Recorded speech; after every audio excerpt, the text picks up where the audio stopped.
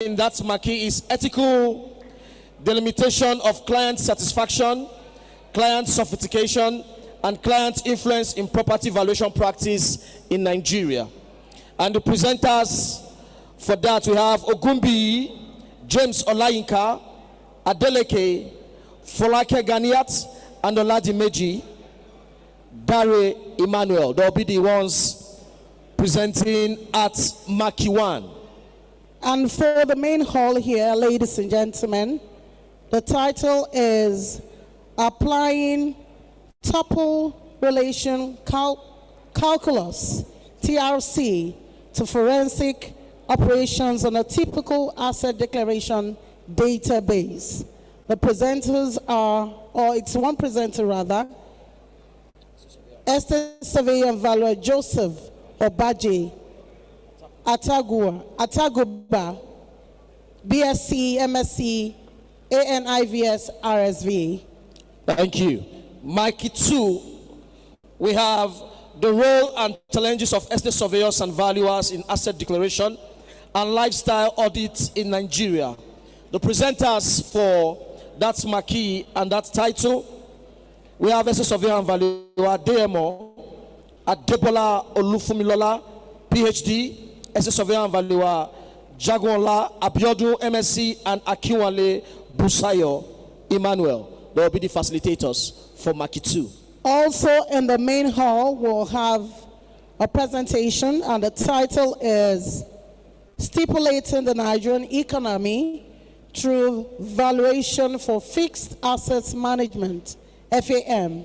And the presenter is Estate Valuer Dosu Fatokun, PPNIVS. The presenter for the main hall, as a surveyor and valuer Dosu Fatokun, is the past president of our great institution. For Marquee, there's also some presentations on the other marquees. We'll go through this. As soon as we're done with that, we'll be announcing the other session for the marquees we'll be breaking out to. Please, make sure you have the brochure with you, the program of events for this year's conference. So you will see from the breakout sessions, the first one, Marquee 1, main hall, Marquee 2, main hall. So 2 for the marquees, 2 for the main hall, Mr. President.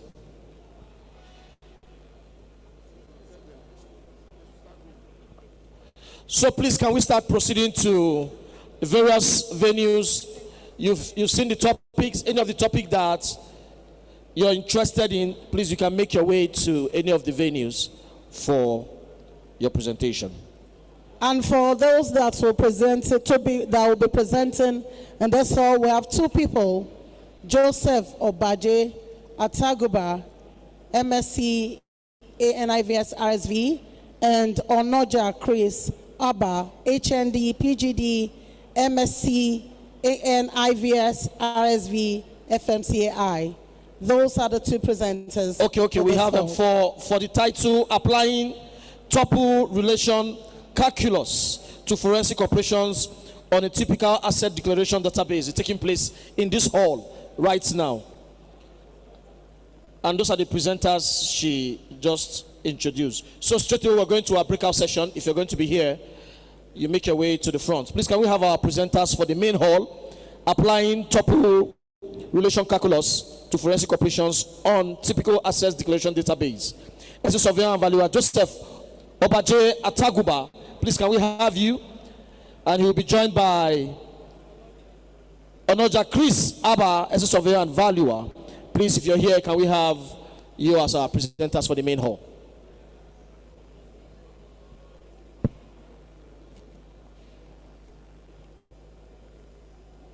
So the president and the first vice, I think they are making their way to choose the venues they want to attend.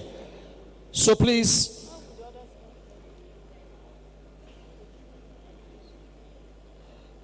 as soon as you exit this main hall, to your right, you will see the marquees. There is Marquee 1, there is Marquee 2.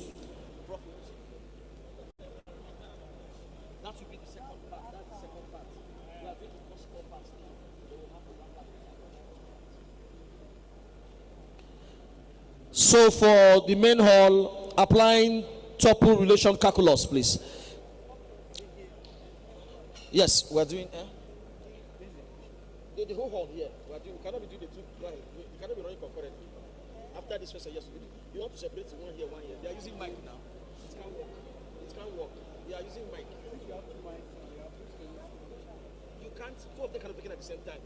It's not as if you have. I don't know. You're telling what I'm saying. You have two mics, but they have one source. So that people will know the top and then please, Marquee 1. Ethical delimitation of client satisfaction, client sophistication, and client influence in property valuation practice in Nigeria. We have the presenters Ogumbi, James Olayinka, Adeleke Folake Ganiat, and Oladimeji Dare Emmanuel. Please, if that is what you're interested in, please can you make your way to Marquee 1. And for the main hall, we have the title is Applying Tuple Relation Calculus, TRC, to Forensic Operations on a Typical Assets Declaration Database. The presenter is Estate Surveyor Valuer Joseph Obaje Ataguba and Onoja Chris Abraham. Thank you. For Marquee 2, the role and challenge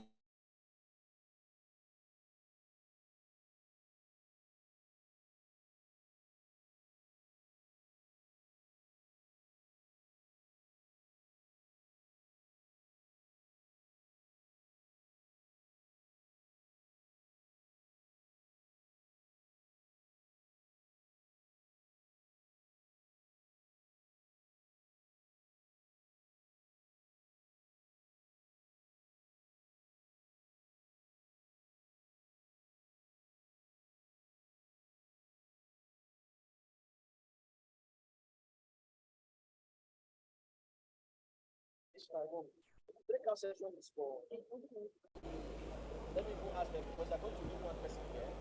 Or leave one person here to take care of the breakout session here. Then, how far now? What? Yes, of course. No, we can't. That's what I'm saying. We cannot be doing two classes at the same time. Because it's one output. Imagine you talking here with Mike. I'm talking here. Yes, now.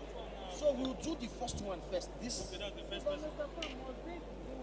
Of course, they have to do this mic. They have to do this mic. It's a position. Okay. Yeah. Okay. He says he's spending 15 minutes. You are spending 15 minutes. Okay, that's fine. Let him do it. Oh, yeah, do. Please. Yeah. So we have. What's the name, sir? That's the first one. Yes, James Ogumi. Where? Ogumi. You are in Marquee 1, not here. Okay, You are in Marquee 1. That's what I'm announcing. Oh, that's fine. You are in Marquee 1. That's outside. Yes. Okay. By himself. I don't know where our breakout session. What's your name, sir? That is Marquee 1 is outside. second session. Yes, Marquee 1 is outside. We are just doing the first 4 sessions. You understand? Okay. So after the first 4 sessions, we'll now announce the other. We have another 4 sessions again. Okay, so it's not yet time. No, because it's the same. So we want to confirm from planners because all here is still all. And this time is all. You see, because they have to make one. So we're not having 4 classes at the same time. So once we are done with this.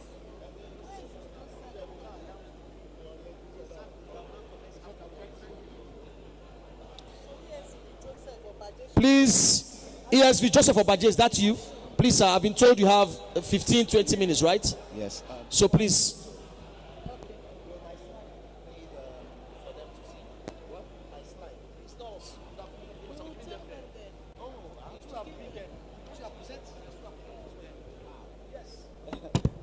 Hold on.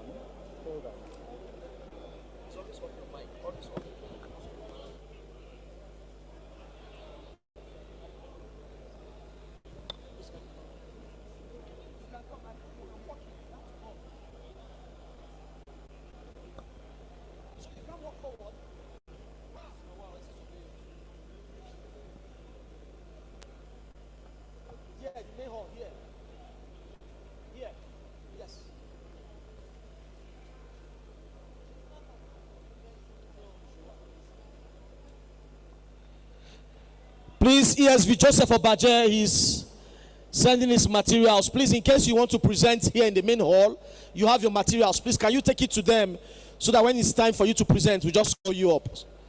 Timing is of the essence. Yes, Joseph Obaje, you have 30 minutes. You're already spending 2 minutes. 15 minutes, I mean. Your second presenter, I also have 15 minutes. That's 30 minutes.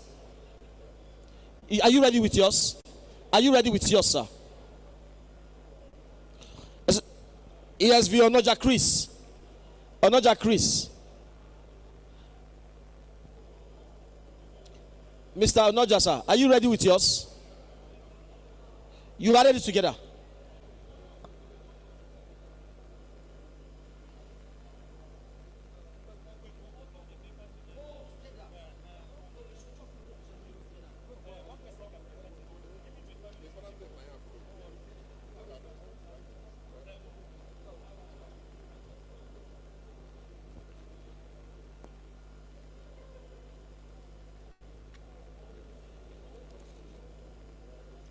I've been told that as a surveyor and valuer Joseph Obaje Ataguba and as a surveyor and valuer Onoja Chris Abraham, they co-authored the paper applying triple relational calculus TRC to forensic operation on a typical assets declaration database.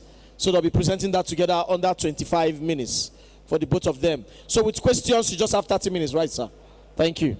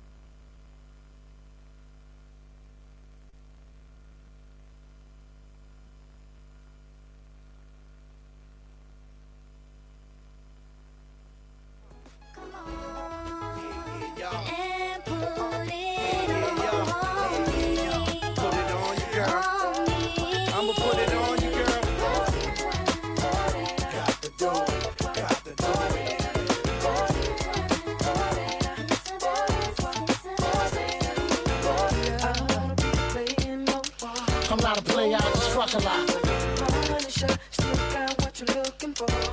From a thug niggas.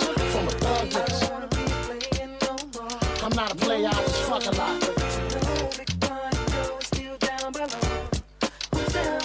Hey yo, I'm still not a player, but you still a hater.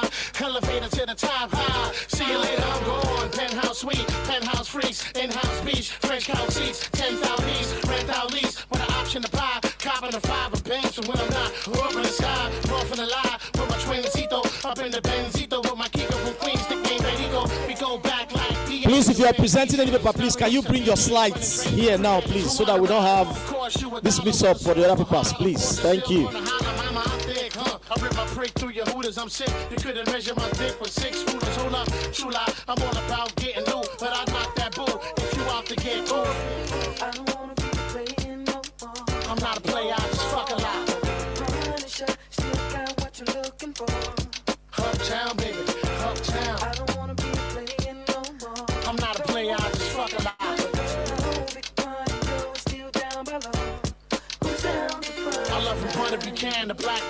Thank you, DJ, please. Please, our ushers, those of us that have smartphones, everybody uses a smartphone now. Their papers, they have a QR code that you can scan and it appears in your phone so that you can follow their class. Ushers, can we have you, please? Can you divide this? All you need is just, we have a QR code. We have a QR code on this paper. Just scan it and their papers. My sister, share it. Start from the front. Oh, come, usher. Don't lose your job. You start from the front. From the front is fellows. You start from the front, please. Please, sir, just scan and pass to somebody else. Scan with your QR code. Pass to somebody else. Paper comes up in your phone. Please, when you're done scanning, pass the paper to somebody else to scan with, please. Once you scan the QR code, you send to somebody else. In that way, you have the paper handy. Then we continue.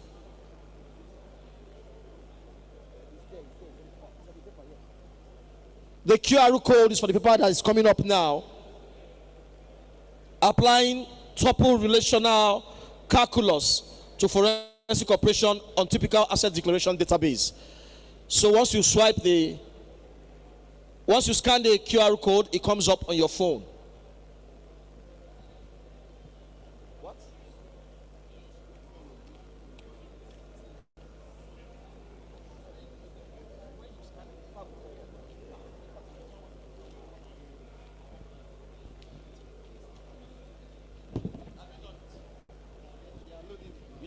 People need to know how to do this. Where's your phone? I'm teaching him how to do it now. QR code scanner. You see, you press it, then you pick this first one and say install. Once the installation is done,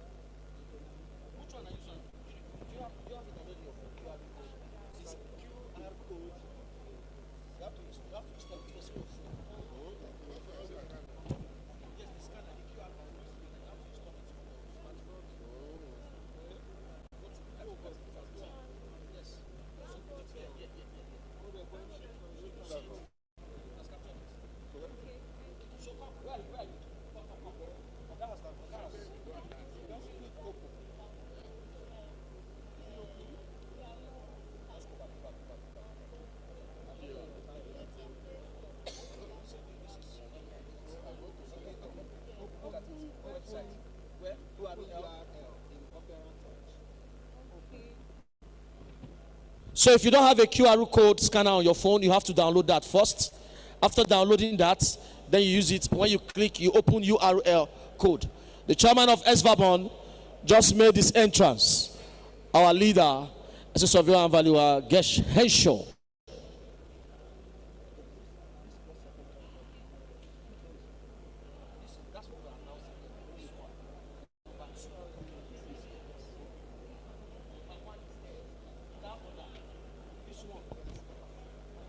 Are you ready? Please, can we have you, please? As a surveyor and valuer, Joseph Obaje Ataguba will be presenting that to the surveyor and valuer, Onoja Chris. Are you ready?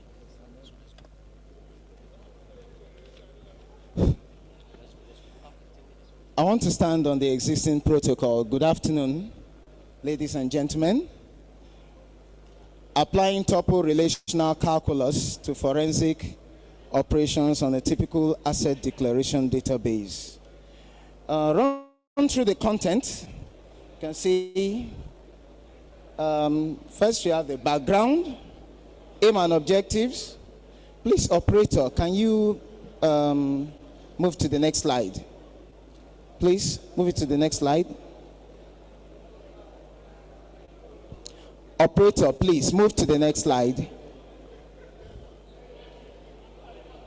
Wow. Wow. F5, scroll down.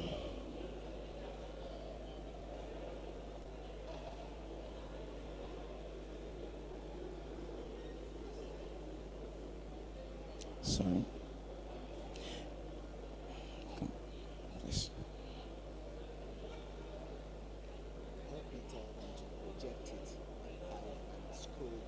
Not showing.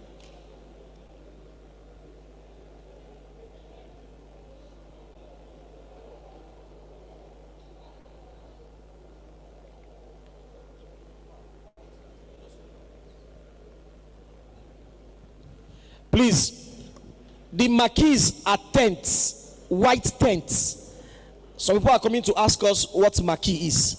As a surveyor and valuer that came to ask that, we will check your certificate and your license. Is a tent that is called marquee, white, has ACs fitted with it. Please, when you go to the car park, as soon as you exit this door, the car park is to your right. We have two tents there. Let me use that word, even though it's a professional word. We have 2 tents. They are called marquees. Tent 1 and tent 2, A and B. And we have breakout sessions taking place there. Thank you. It's a pleasure. I want to stand on the existing protocol. The content of this presentation, next slide, you have background, aim and objective of study, significance down to the selected referencing. Now, the background.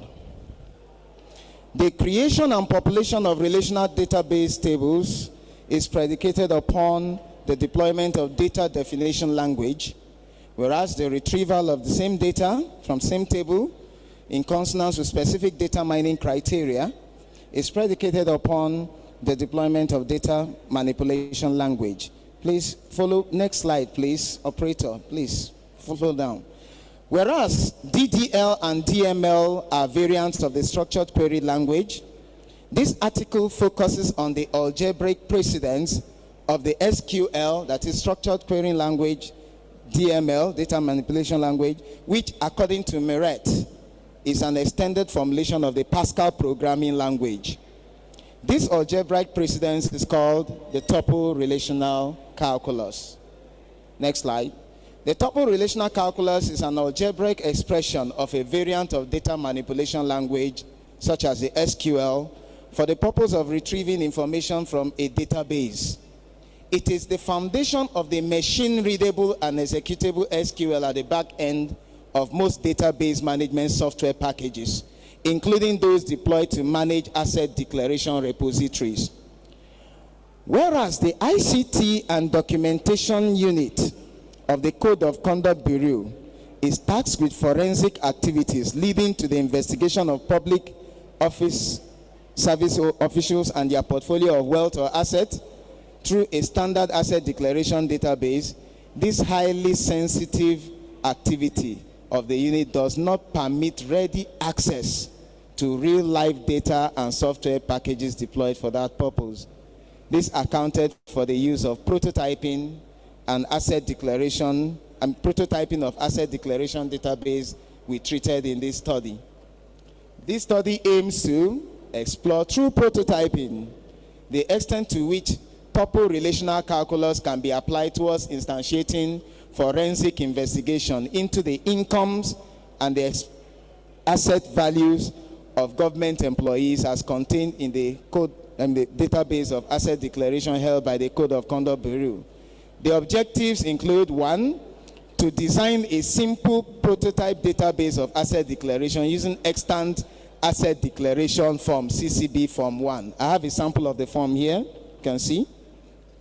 2, to create the prototype database of asset declaration using the outcome of the database design. 3, to populate the tables in the prototype database using select instances of required declarant data. 4, to compose queries retrieving income and asset value information of declarant using TRC, and then translate same queries into machine-readable and executable format in SQL. 5, to execute and project the outcomes of the TRC to SQL database query operations. And finally, to evaluate the implications of TRC query operations on the forensic activities of the Code of Conduct Bureau. Why is this study necessary?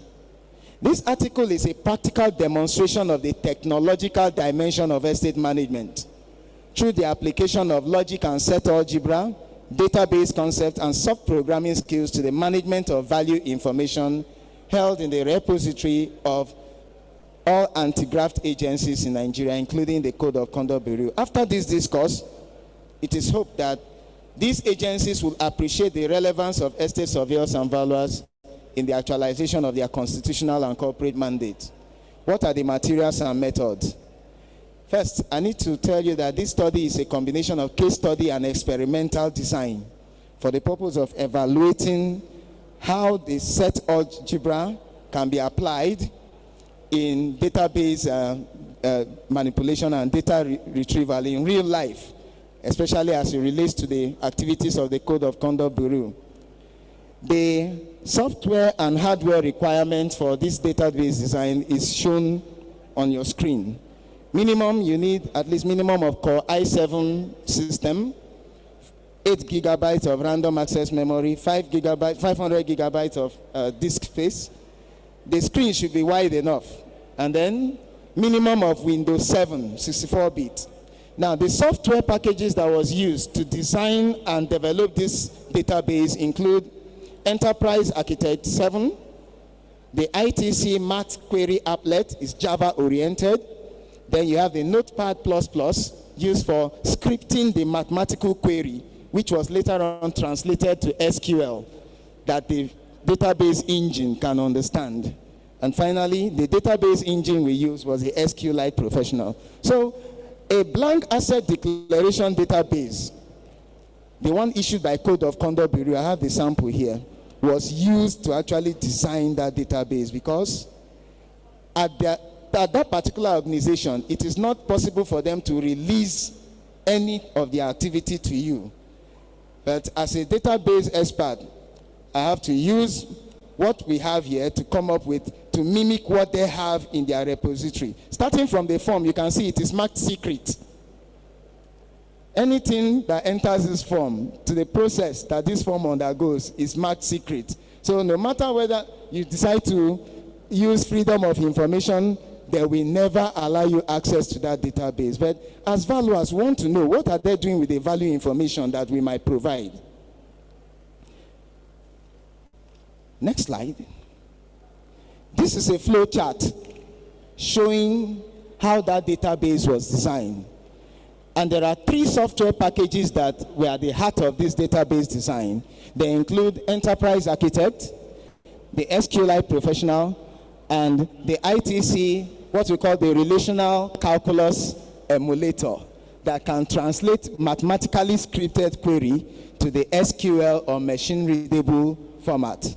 Next slide. The techniques of data presentation, we use figures, while we also use the graphic user interface table arising from the machine-readable and executed query. We use tables, and then we discuss our findings briefly. For details, you can read the main article. This is just a summary.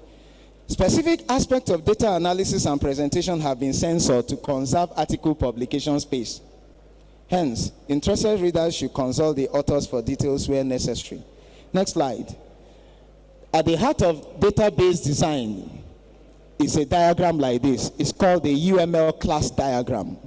UML is the acronym for Universal Modeling Language. For those who are experts in database management or database design, this should not be strange to them. Each table, each box you see here represents a database table carrying with it attributes that will later be populated. And each box you see here, though it's very tiny, carries an association. For instance, you can have association one to many. The biodata is what is showing here. This is the biodata. So everything about the biodata of the declarant is at the heart of the asset declaration. Like now, if you have one to many, one declarant can have one or more bank accounts. So all these limitations or constraints are put in the design so that by the time you design the database, it will not flag error if somebody is flagged to show that he or she has 2 or 3 bank accounts. It's allowed. Many of us here have multiple bank accounts. Even in your firm, you have the firm's account and the client's account. So it's not bad. So if you are designing a database, you design in such a way that you capture these realities in terms of association between one table and the other. Slide. The software package that was used to do the database design was eventually told to generate the codes. These are the SQL codes. It's just a summary.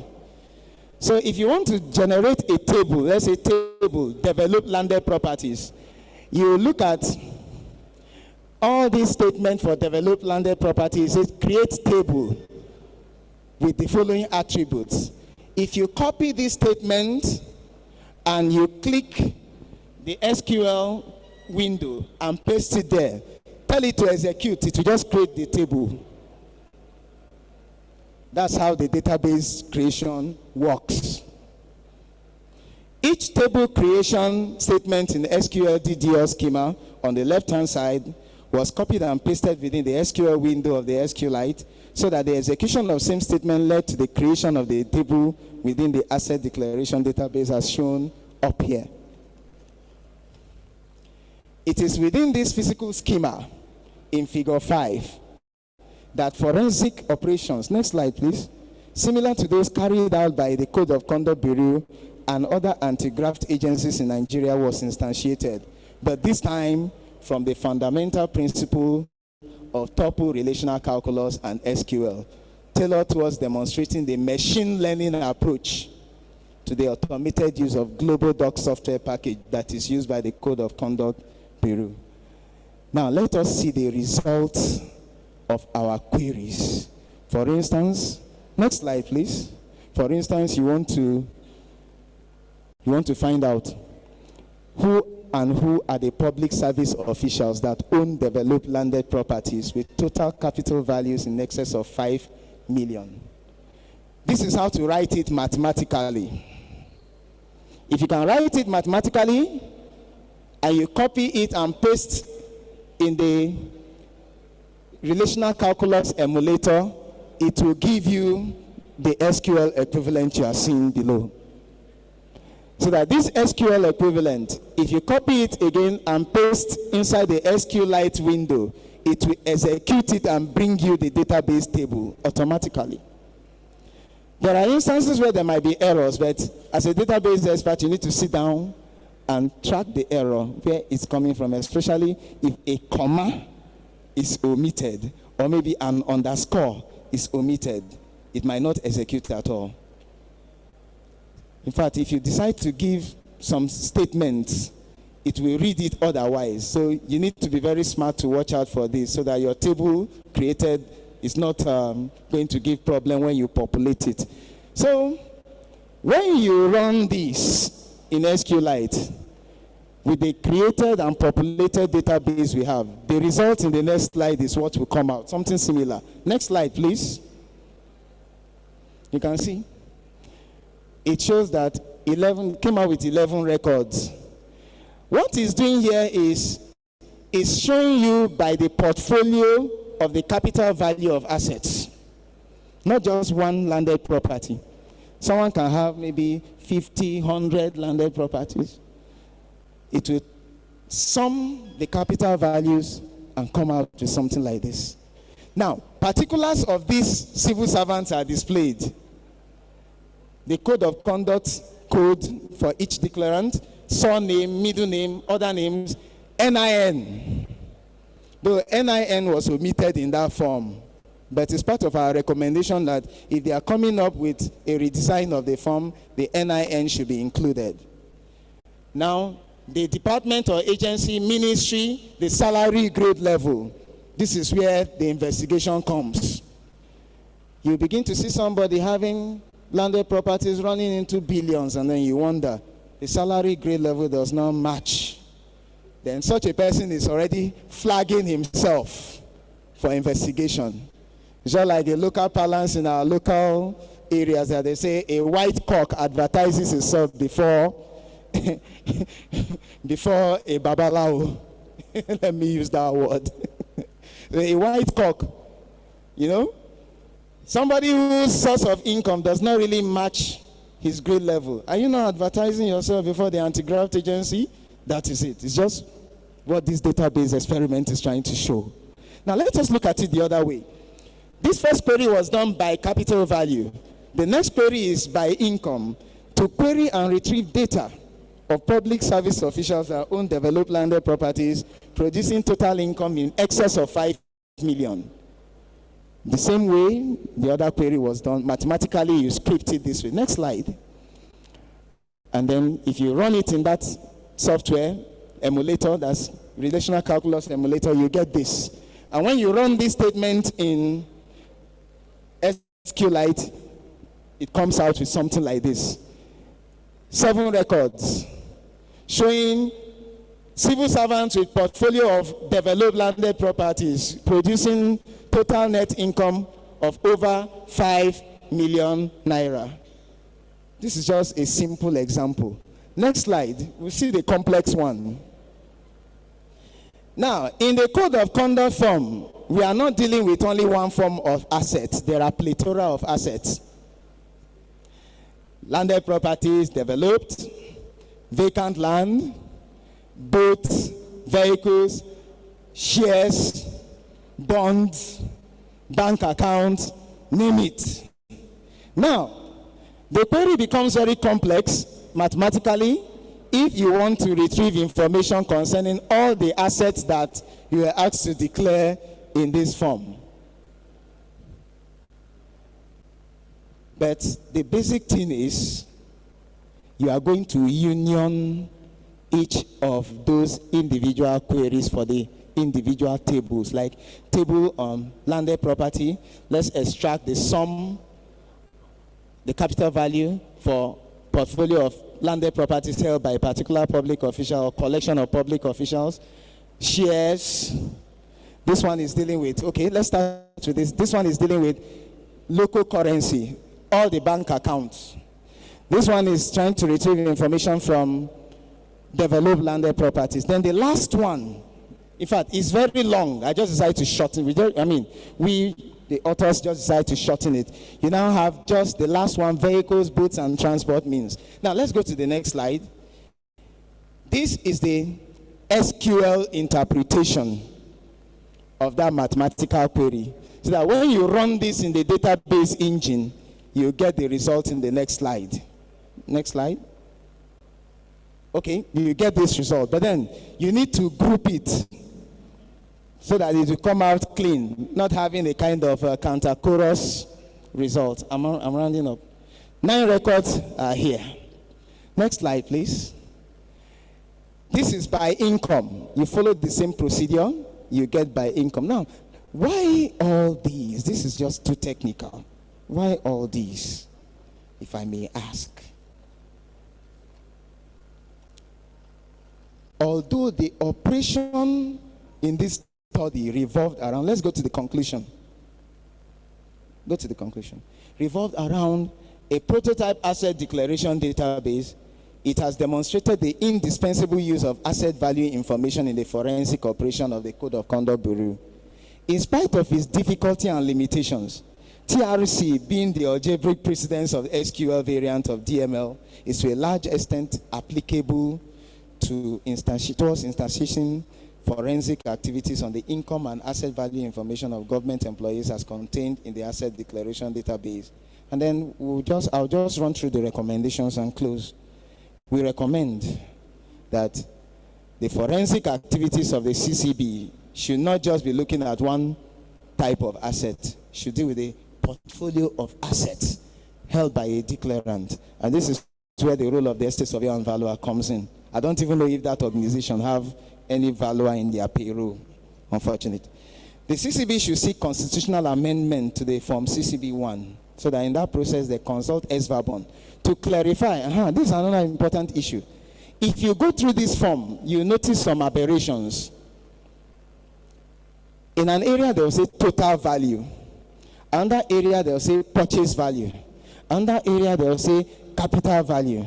Another area, you wonder, why can't we just harmonize it, call it what it is, and let's be sure? Because purchase price is different from market value. So let's stop confusing the system. We should advise them to stop confusing the system. Consult valuers to tell you what to do at a particular point in time. Then subsequent redesign should carry the NIN of the declarant. Please, operator, I want you to bring back that slide. There's something I want to show. Don't take it off, please. Bring back the slide. Then the services of estate surveyors and valuers should be employed by the CCB. Then in pursuit of forensic activities, interagency collaboration is necessary. Very, very necessary. The disclaimer here, we don't want to paint a picture castigating anybody, because if you look at the design of the database, what we used were fictitious names. Okay? So we don't want to go against the ethics. In case there's anybody that has coincidence of those names, then I'll leave you with this cartoon. That's a humorous angle to it. Thank you so much.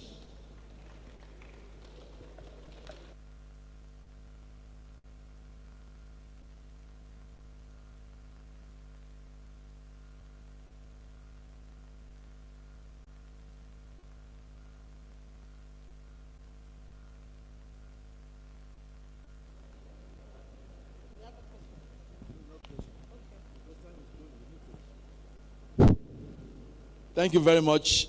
Can we give ESV Joseph Ataguba another round of applause? That to me was an excellent presentation, and I think it actually, took us to a territory that may require us to actually be a consultant to CCB. Because it goes beyond just our own contribution to valuing, but also in terms of their, investigative and whatever procedural issues. So I think it's a good one, and this is something that maybe the institution should take seriously. So the chairman of Niesv was just telling me that, look, we have brilliant talent in this institution, and we have experts. And I think through forums like this, we will discover ourselves. And I think ESV at Taguba is actually one of the discoveries of this conference. And we definitely will be latching on to its presentation in our effort to re-engage CCB. So thank you very much for that presentation. I don't know if anybody has questions, because we have another presentation and time is actually fast spent. The second presenter is okay, hold on. The chairman of Niesv has something to say. Thank you, sir. My first vice, thank you so much. All protocols duly observed. Please, my dear presenter, I'm so excited with what you are coming up there with, because some of us cannot even follow you properly. What I'm saying is that Niesv, we are a government agency, and Code of Conduct is a government agency. And if we are to take away anything from what you have done here, please, when we call on you, you have to be available to help us to serve all of us. No problem. That is my plea here. Thank you, sir. I will, sir. Please. Where are you based? I'm a lecturer at Federal Polytechnic, Ida in Kogi State. All right, you are nearer us, so you can one day meet us in Abuja. Thank you. Thank you so much. Thank you. It's a pleasure, sir. Thank you, sir. Okay, so just take 2 questions. Okay. We have 2 more questions. Thank you.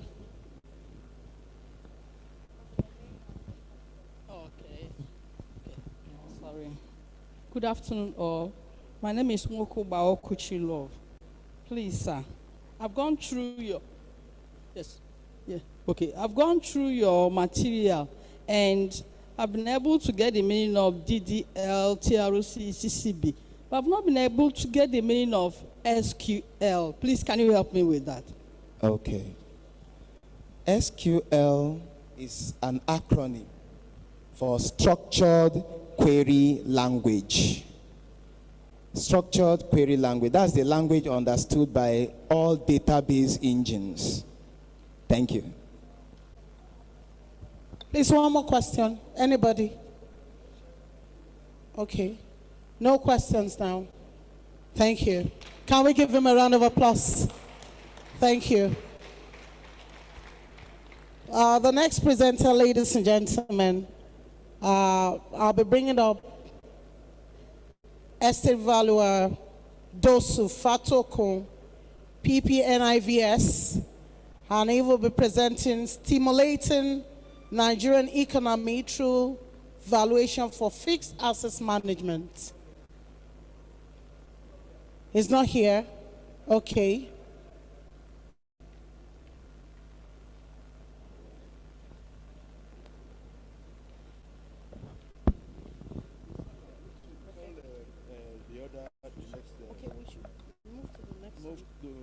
this one. Ikade is here. Okay. Angela Ikade, the extractive industry valuation. Okay. Okay.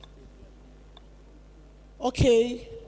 ESV Fatokon is not here, so I'll be calling on the next person to come, ladies and gentlemen, is ESV Angela Ikade, Plant and Equipment Valuation. Title is Extractive Industry Valuation, an overview. Please, where is she? Can we give her a round of, is she around? ESV Angela Ikade. DJ, bring it up. DJ, bring it up for a few minutes. Thank you.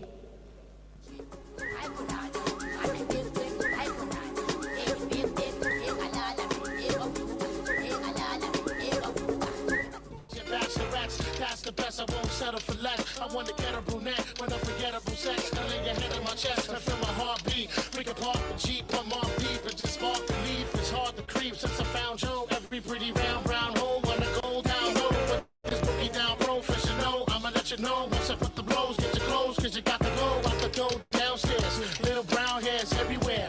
You nasty twin. I don't care. Round here they call me Big Pun. If you with the big guns, big tongue, known to make the chicks come. Hot tub, poppin' bubbly, rubbing your spot love, I can scream the punishment, but it don't stop. Watch the punk get wicked when I stick it in your movie line. Don't stop, get it in a hot tub, poppin' bubbly, rubbing your spot love, I can scream the punishment, but it don't stop. Watch the punk get wicked. First things first, I pop freaks all the honeys, dummies, playboy bunnies, those wanting money. Those the ones I like, cause they don't get Nathan but penetration. Unless it smells like sanitation. Garbage I turn like doorknobs. Heart throb never, black and ugly as ever. However, I say Gucci. Ladies and gentlemen, I would like to know if Professor Sunday Abayomi Adebisi is here, real estate consultant. Professor Sunday Abayomi Adebisi, are you here? Professor Sunday probably is in the Marquez. DJ, bring it up while we get settled. Thank you. DJ, bring it up, please. Meanwhile, let me use this opportunity to tell us that later this evening, we'll be having a mini Durbar where our culture here in Kwara State will be displayed. We have a beautiful culture in Kwara State. In Kwara North, we have all kinds of culture. We have the Takai dancers. We have the Patiji people for their regatta. And of course, we have horses. Here, our Ilorin people will be coming with horses that will be decorated. You are going to be seeing our culture. And of course, we have our local fabric, our Ashofi. So please, later this evening, you will be displaying our wonderful culture. Thank you. DJ, are you there? And my jam not in your Mitsubishi. Girls pee-pee when they see me. Navajos creep me and they teepee. As I lay down laws like Island Coppet. Stop it. If you think you're gonna make a profit, don't see my ones, don't see my guns. Get it? Now tell your friends, Papa hit it, then split it in two. As I flow with the Junior Mafia. I don't know what's the hell stopping you. Yes, noble colleagues, thank you very much. The other paper, I've just been told, MC, don't go away. I'm just coming in. We're going to be having the responsibilities of estate surveyors and valuers in supporting the corruption-free society in Nigeria. Professor Sunday Adebisi, I think the time given to him, he said, was 3 o'clock, so he's on his way. But in the meantime, let me just say here, let me just, there's an information I want to pass across to us. During Peter Bolton's presentation earlier today, he made reference to, he made reference to some IVS provisions. regarding asset valuation, IVS 104 and IVS 105. I just want to let you know that we have a green book which effectively domesticated the international valuation standards. And that was produced by the board. And you saw that the chairman of the board just left now, and the registrar is there. And the green book had just been updated. But the good thing about what Peter Bolton said about IVS 104 and 105 is that they are already domesticated in the green book. So you have that in our own green book. The green book is to us practicing in Nigeria what the red book is to surveyors practicing in the UK. So they have red book in England, we have green book in Nigeria. It's the same thing. So please, every one of us, I advise that you get a copy of the green book if you haven't done so, and also the updated version. So that is the information. Regarding what we have been listening to, I think while we prepare for the next presentation, I will give us the floor, those of us who want to share our experience in terms of the theme of this conference, asset valuation, as a tool for anti-corruption. When ESV Atakuba was presenting, you see some of the software, some of the programs that he gave us, like I said, they are more to be deployed more by CCB. You see, our own role as estate surveyors and valuers is to provide data for them to use. There are various data sets that CCB will require. From us, we have one of those data, that is the value of the property.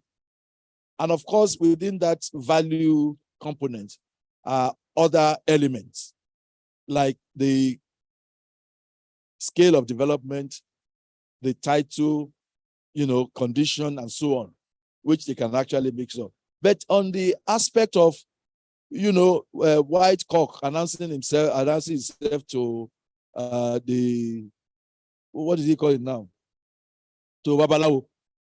You see, you can have all those things come out, 500 million naira, and the man's salary may not be more than 5 million a year or 10 million naira a year. That may not actually be an issue, because we did say earlier that you could buy property 10 years ago, and then at the point where that is being done by CCB, the value, you may buy it, it may be that you bought it about 20 million naira 10 years ago. Today, it may actually be 3 billion naira. So if the value came out at 3 billion, will you now say, oh, this guy's salary is 10 million, how did he? So that is where we come in. That's why we need to engage CCB to see reason that those values that you come up with, I'm sure they have something, how they also determine and detect this. But those things should not be taken as absolute. You see, we need to engage them. And like I said, we will engage them to let them know. And not just engaging them, we will also make use of the legislature, to come in between. So it is good that we have things like that, but we have a role. We are absolutely key to successful anti-corruption when it comes to asset ownership and fraud prevention. So that is one thing I would like us to understand, that value on its own may not be, the issue, may not be an issue.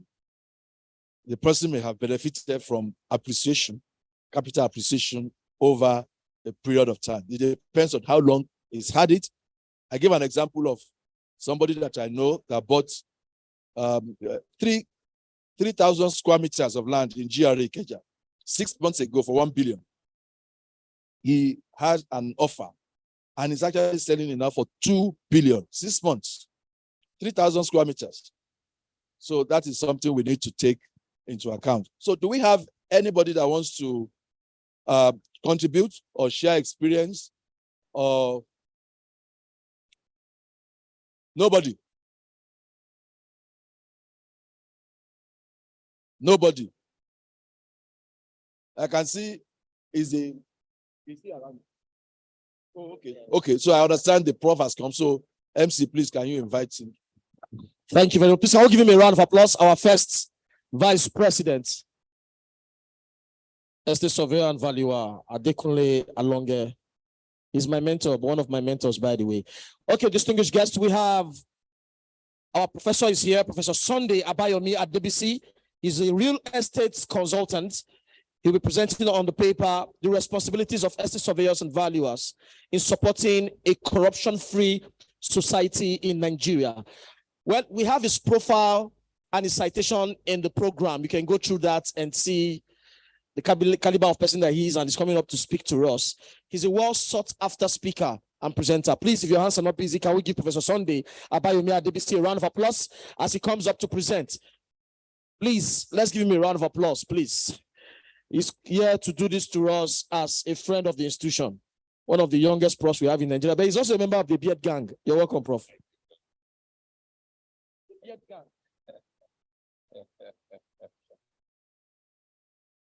Thank you, everyone. Good afternoon, everyone, and I thank you very much for inviting me. Just as you can see, I'm from the University of Lagos. By association, I'm associating with you guys because estate investment is very important for our future. So maybe that is where I got my own knowledge. So my time has been cut. I'm always I'm a timekeeper. So I will make do with the time very well.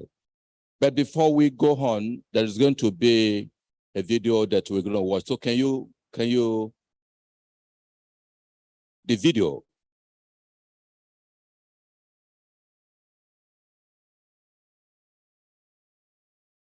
So the second slide should give you a video. You click it. I do hope that you've been able to. That is important for this gathering.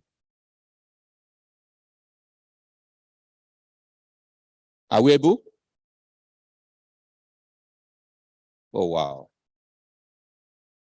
All right. I was thinking that is what I'm going to speak to. It will have been very important we watch this video. That was a bubble that busted in 2008. And I was thinking that just like a 7-minute video, that was what my presentation was based on. You can't?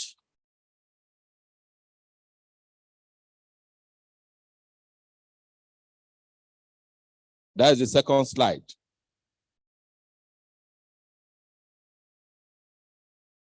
Okay, maybe the system they have cannot do that.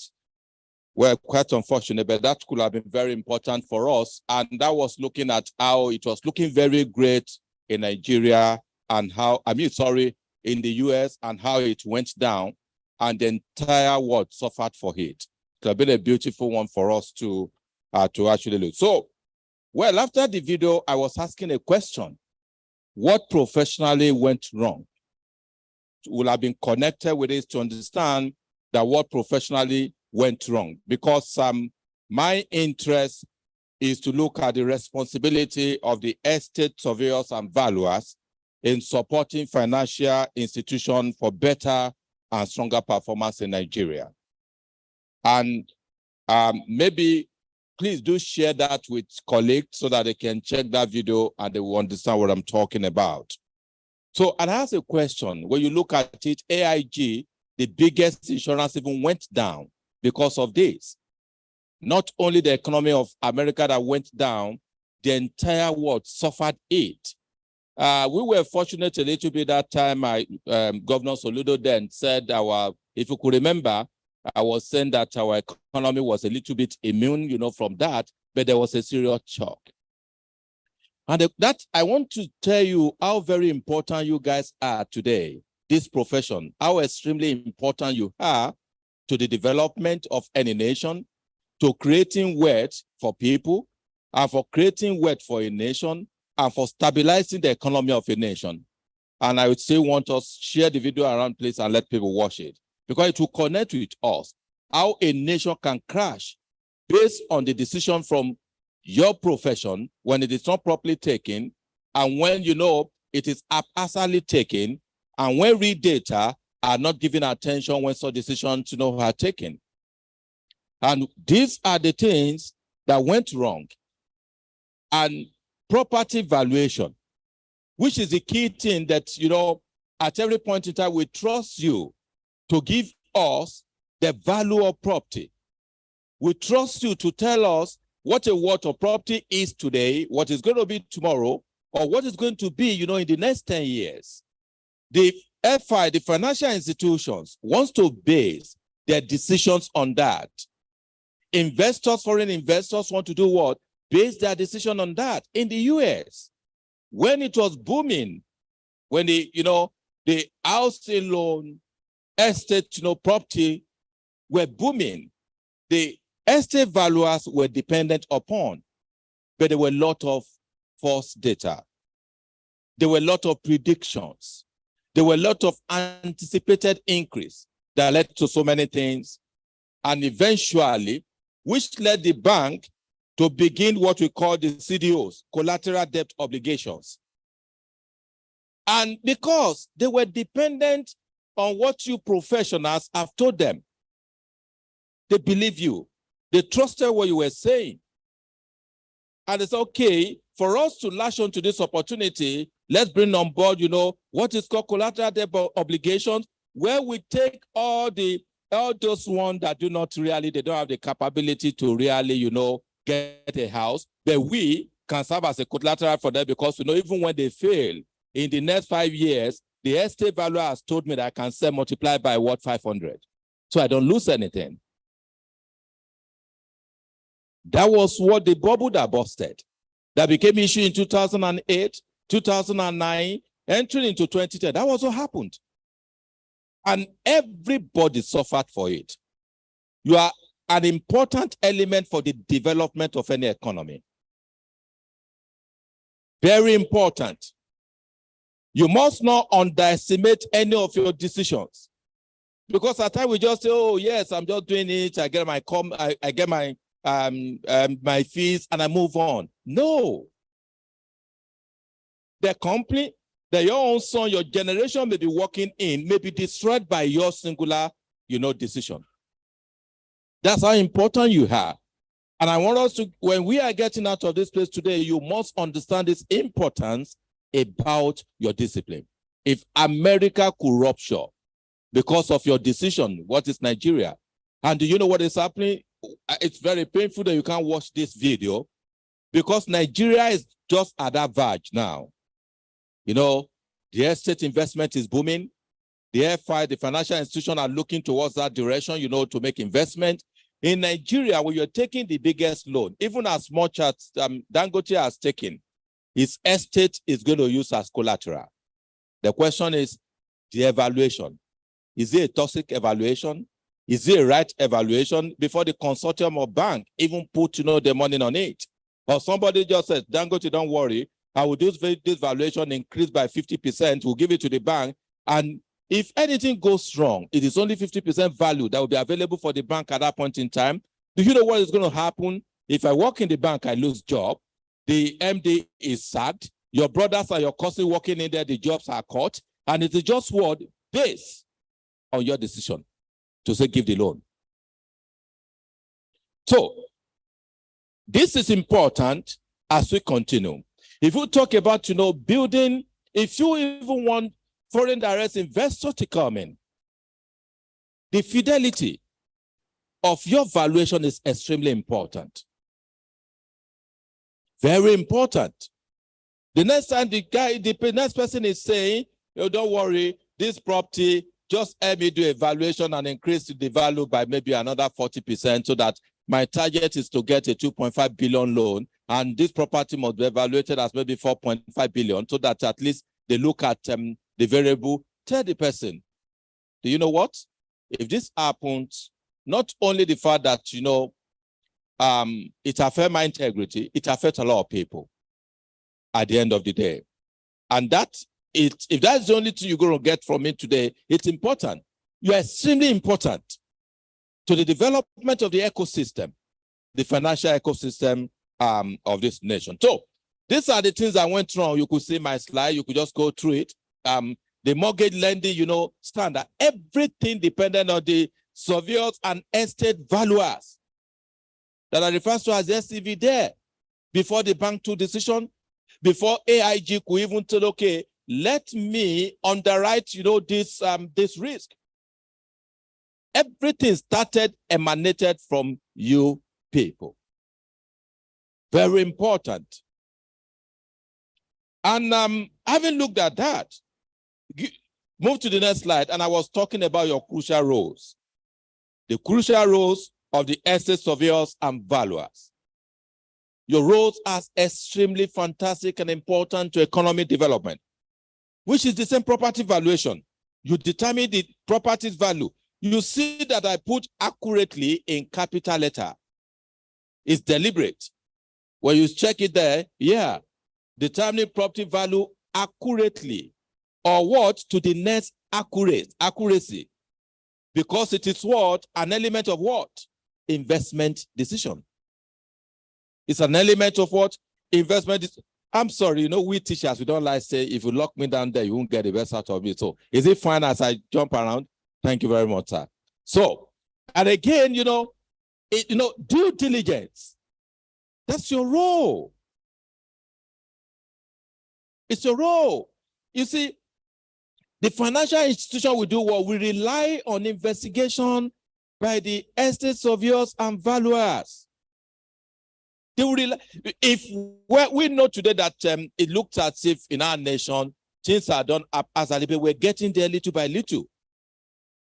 We're getting there little by little, whereby it is very important I walk up to you the next time for a proper, valuable advice before I take the next decision of investment, especially when it is to be collateralized, whether on both sides, whether I have the collateral, I have the asset I want to use as collateral, or you want to give me the loan, and what you are taking in exchange as consideration to give the loan is that asset, is the valuation of that asset.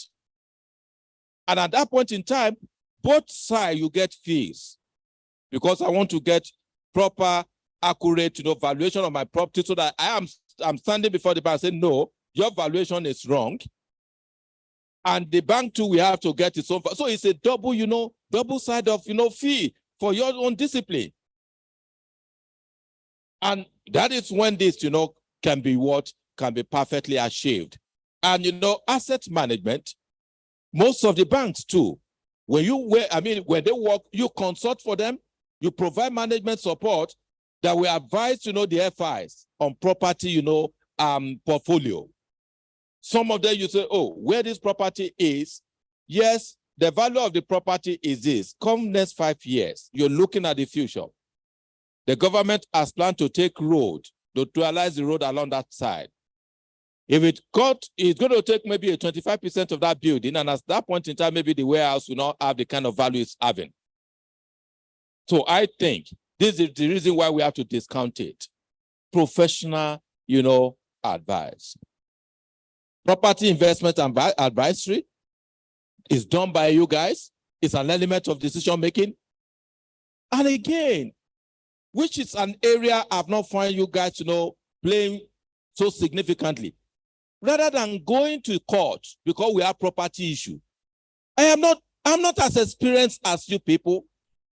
You should. One of the things when I was coming that your own arbitration, there should be an arbitration, good. An established arbitration for you under you guys' portfolio. When we have issues on property, we carry ourselves to come and meet you. But something is very important. You must, a good expert on resolving property-related issues and dispute by doing what? Providing objective and free of influence opinion. Very important. You understand? Either in court or between parties to avoid litigations. You can establish it. You see, one of the major challenges today when you go to court, maybe we don't like really now data where we do not know, but I can say that 30% of the issues we find in court will be property related, either among family, either between this and that. You understand? It's always, when you are talking about cities, Abuja, Lagos, Port Harcourt, they are all, infested with property issues. You can imagine where, because you are extreme professionals and you have, that kind of established, arbitration, because everybody has come to understand the importance of your work, of your discipline. That is your core role. And risk management is, again, one of the core roles I know that is in your portfolio. So, let's see how accurate property valuation protect the financial institutions. Because I've said they are hinged on you. And I've tried to narrate the story of the video I wanted you to watch. And you see the number one, the FIs, the financial institutions are able to be informed in their lending decisions. At any point in time as professionals, that the next time you are to support a bank on doing, valuation of a property for especially syndicated loan, do know that there's heavy burden on your shoulder. Some of us looks at the only thing that crosses your mind at the initial stage is the fee. But I'm trying to change the priority. Every burden on your shoulder, especially in a very toxic business environment like Nigeria. I'm a professor of, business and entrepreneurship. When I say that, I'm saying that with every, sense of what I know. The probability, if you invest into 10 businesses in UK and you invest into 10 in Nigeria, the probability of failure in UK when it is 30%, it is 80% in Nigeria. Not because we don't know how to do business, but there are fundamentals that surround, the business environment that will distract you, the investor in Nigeria, because you're going to focus on those things that the government or every other person is supposed to focus on. In the UK, you don't care about power. All you need to do is to just pay. You factor the cost into it. You can't be shut down at any point in time. You're not likely going to get some. We were coming now, they've been calling us just on the road. Some two guys just block the road, put something there because they're doing the road before you pass, you give money. So we had another 5 minutes cut off from our journey, pre-planned. You're not likely going to find that in that place. And that may become an issue for a business. So do note that you provide informed lending decision for the financial institutions. And whatever we do, therefore, is very, very important. And one of the ways you protect the FIs is effective portfolio management. Because portfolio of loans secured by properties rely on accurate property valuation to monitor, the value. So whether there is need to reschedule loan or whatever, some of those things that you're going to provide will guide the financial institution for them to be able, to say, okay, this is, I think, the property you've used to collateralize this loan. Now, something has happened in that environment, we need to reevaluate it. And my expert has told me that the value that this estate has, as at the point, we give this, and we presented it, it's no longer going to have it because of A, B, C, D. And by the time the bank is renegotiating, with that client, with the borrower, there are valid data that can be trusted because you are an expert, a well-projected data, accurately defined, like I have said. You are the architecture of the investor's confidence. You are what? The architecture of investors' confidence. Because, look, it is very important for us to know that when people are pulling or are bringing funds at any point in time into a nation, into an environment, some of this data, the professionalism within that ecosystem is important for them to evaluate. And this gives you an opportunity for you to be able to bring confidence into the people. Because, you know, accurate property valuation is extremely fundamental, even especially when you talk about foreign direct investment. Very important. And this is how you two protect. You are the backbone of risk assessment, of course. The bank will give the money because they believe the asset is not toxic. The asset is valuable. And the value of the asset is determined by you. And I'm trusting you, for that. So, how do you keep the financial institution and the economy in shape? By your activities. They are here. Okay, I'm still doing well. So they're here. Adherence to valuation standards, which is important before we leave this our conference, you know, today. Adherence to your valuation standard, the code of conduct and ethics. I know when I went through, you guys, you know, ethics, standard of operation, fantastic. So one thing we're going to ask ourselves is that maybe your organization, you are somewhat a regulator too. If you have the mechanism to get hearing member discipline, you're equally a regulator. And that will bring investment confidence into the economy. By the time we do what, we pay attention to that. So, it is, you know, the code of conduct and ethics is important. You must adhere to your own conduct and your own ethical guidelines. It's very important. The balanced view in dispute, because I've been so much concentrating on this side. So, when you look at it again, we talk about balanced view in dispute resolution, where it is very important, like I mentioned the other time, that when you are an arbiter, all you do is to ensure the fact that you lay the fact on the table and get the warring parties to come to the middle by letting them to understand what needs to be done for you to, you know, to resolve, you know, this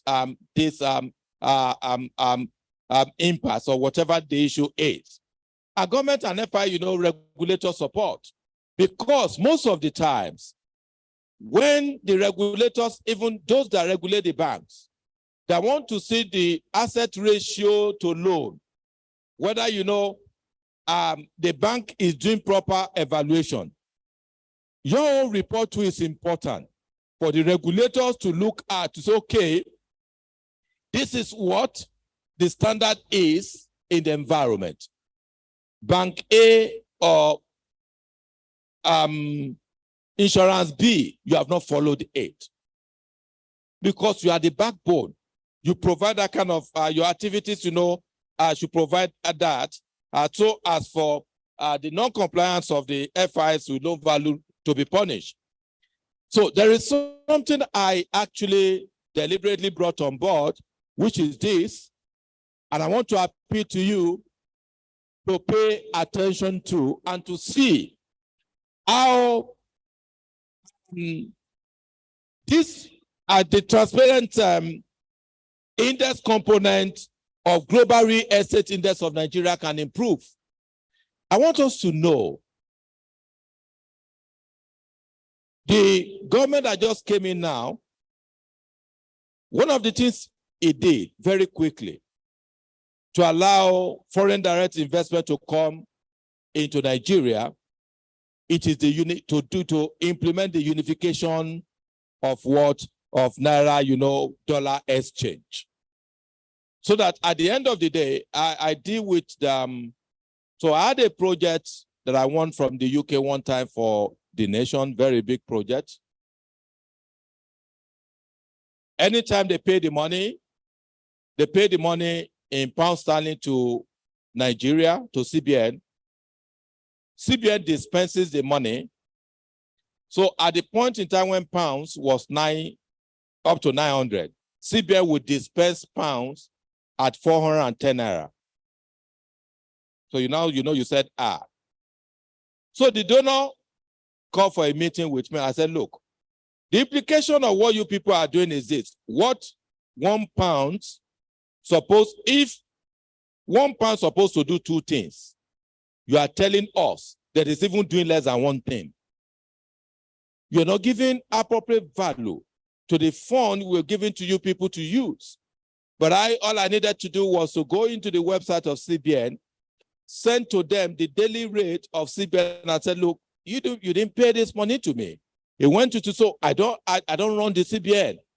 Unfortunately, this is what we have in the nation. By the time we're closing the project, it took us 2 months to do reconciliation. It took me to go into the CBN website to do a lot of printing as at the date and attach it a document for them to see. So the project was supposed to get an automatic rollover. That was where our conversation stopped. So to let you know because at times government will implement something, they don't explain enough for the society to. So I've just given you the implication of that. So that was what that stopped. How much more, many of such. So the Global Real Estate Index is an index too that can pull foreign direct investment into our, estate investment in the nation. But again, there are some, indices in the world that are looked at. These are, I don't know, I want us to pay attention to them going forward as a very big influential society or institution in Nigeria, whereby you begin to look at how do we ensure that Nigeria index in performance measurement, in market fundamentals, in governance of listed vehicles, in regulatory and legal, and in transaction process and sustainability increase in such a way that at the end of the day, it can motivate investment into the nation. We rank 60th among, I think, 92 countries or thereabout that the scores were available, are from 68 in 2021. And do you know why we had an improved ranking? Just two things that happened. Number one is just because Lagos State implemented the Lagos State Real Estate Regulatory Authority, LASERA. It was captured across the world to improve the rating of Nigeria. That, oh yes, in relationship to regulatory and legal, already, yeah, so Nigeria is coming up. We move 8 steps, up from 68 to 60 to be ranked 60 just within 1 year. And because, the public registrar for beneficial ownership for companies in Nigeria has been opened so that it is easy to know who owns what, because what people were using, companies, to siphon and to buy a lot of properties, illegally. So very important for us to pay attention to that, so as to support us to have an improved index. Your society, if you pay attention to it, can scale us to 30 by the end of this year, because you're paying specific attention to what needs to be paid attention to. And this is the implication of that, the Global Real Estate Index for any nation. Number one, investment attractiveness. Number two is indicators is going to improve it for you. Capital formation, wealth creation and employment generation. It's a policy making support for even the government to know what to do. And it's again, assist your tourism. People will come into that place. Oh, if they are ranking well, because anyone that rank well in that global real estate index are people that have a lot of fantastic places to go for holidays. So these are some of the things, that are connected to some of these things. Urban development, infrastructure, and, even good standard of living, because it's going to lead to, a lot of job creation and all the rest. So, give me next slide. The current challenges of the Nigerian real estate sector. Okay, so I'm getting there. These are the challenges. Because I know I was coming to meet professionals. All my life in the educational sector, I've been solving problems. I just believe that the government, just leave them. When we say government, you and I too, we're the government. What we do not know, we are actually the government, not those people that sit in Abuja. Because we were the one that, of our own free will, gave governance into them to govern us. So it is we are the one that were actually, governing, saying that, come and govern us, I give you my right. You donate your right to whoever that comes in. So it is important that we, at our own level, at every point in time, to be involved to solve some of this problem.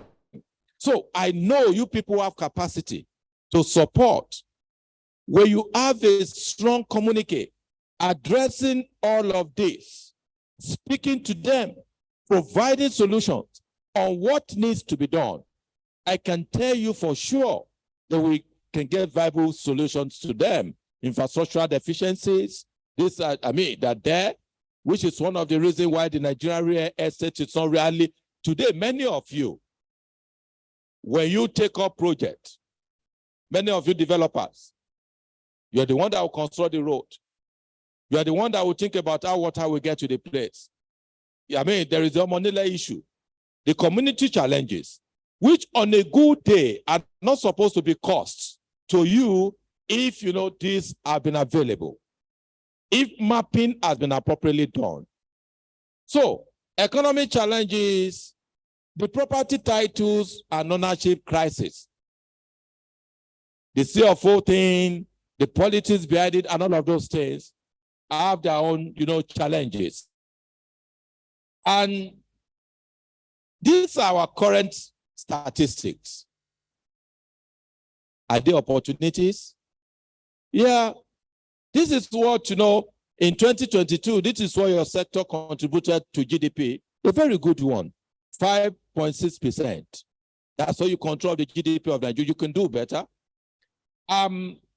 It was a 10.75% growth over 2021. So your sector grew the economy even more than most of the sectors because you did 2 digits. So you did 2 digits.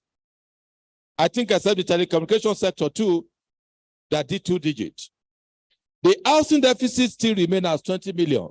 I think that is an opportunity. That is an opportunity. You can imagine you guys want to deliver this in 5 years. You have a 5-year plan. It's an opportunity. Investment will come in, a whole lot of things will come in, but we have to follow through all we've discussed. What of the debt capital? What of the debt capital? More than $900 billion are locked down in residential and agricultural real estate in this nation. The concentration most of the time has been on Lagos, Abuja, Port Harcourt. But there are $900 billion opportunity for your sector. And I'm looking to how you unearth that so that you can develop massive job, for this nation. Give me the next, we're getting there. So moving forward, we're getting there. You have to pay attention to influence of digital technology. It's important. And I love what I heard about you guys, that when people were coming here, you have to even register online You have to do everything online. I love that. That needs to be integrated further to how you do, so that at the end of the day, you can know the mapping of the entire nation and where some of those debt capital are, and now people can motivate investment into them. Improve fidelity of practice, I've mentioned that. Brace up to avoid bubble bust of 2008. You have to go watch that video. Nigeria is susceptible to that. Nigeria is susceptible to that. Brace up for it. Push for more regulation and build an inclusive investment opportunity for everyone. So, give me, so thank you very much for having me. I want us to do this. Maybe before you leave, I throw it to you. In what clear 7 way? I'm a teacher. I must ask question. It's in our DNA. So, in what clear 7 way can the estate surveyor and valuers make quick difference in helping financial institutions and Nigeria unlock the lockdown debt capital? I drop that with you people, and by the time you are finishing, I will want you to provide solution to that. Thank you very much for having me. I thank you for the opportunity. So I don't know if there's any question or whatever. Please, we can do better than that. You're so apt to his time. I told you that we are taking over gradually. It's our turn. A young professor. It's a first vice president, sir.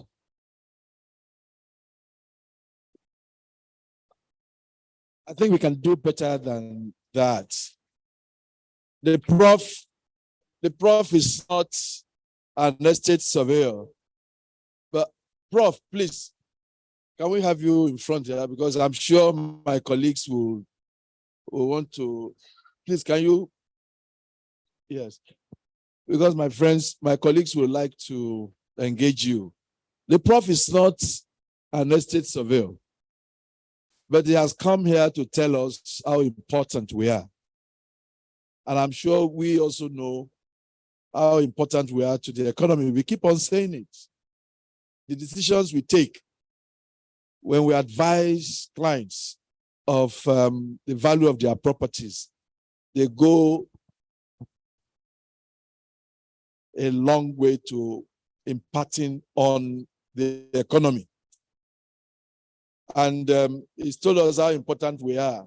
You see, there's something I keep saying when we have engagement like this. On the crisis, the 2008-9 crisis that came upon us globally, I keep saying it was caused by asset mispricing. And asset mispricing is a much more sophisticated or financial language of describing valuation. It was asset mispricing. And I also said that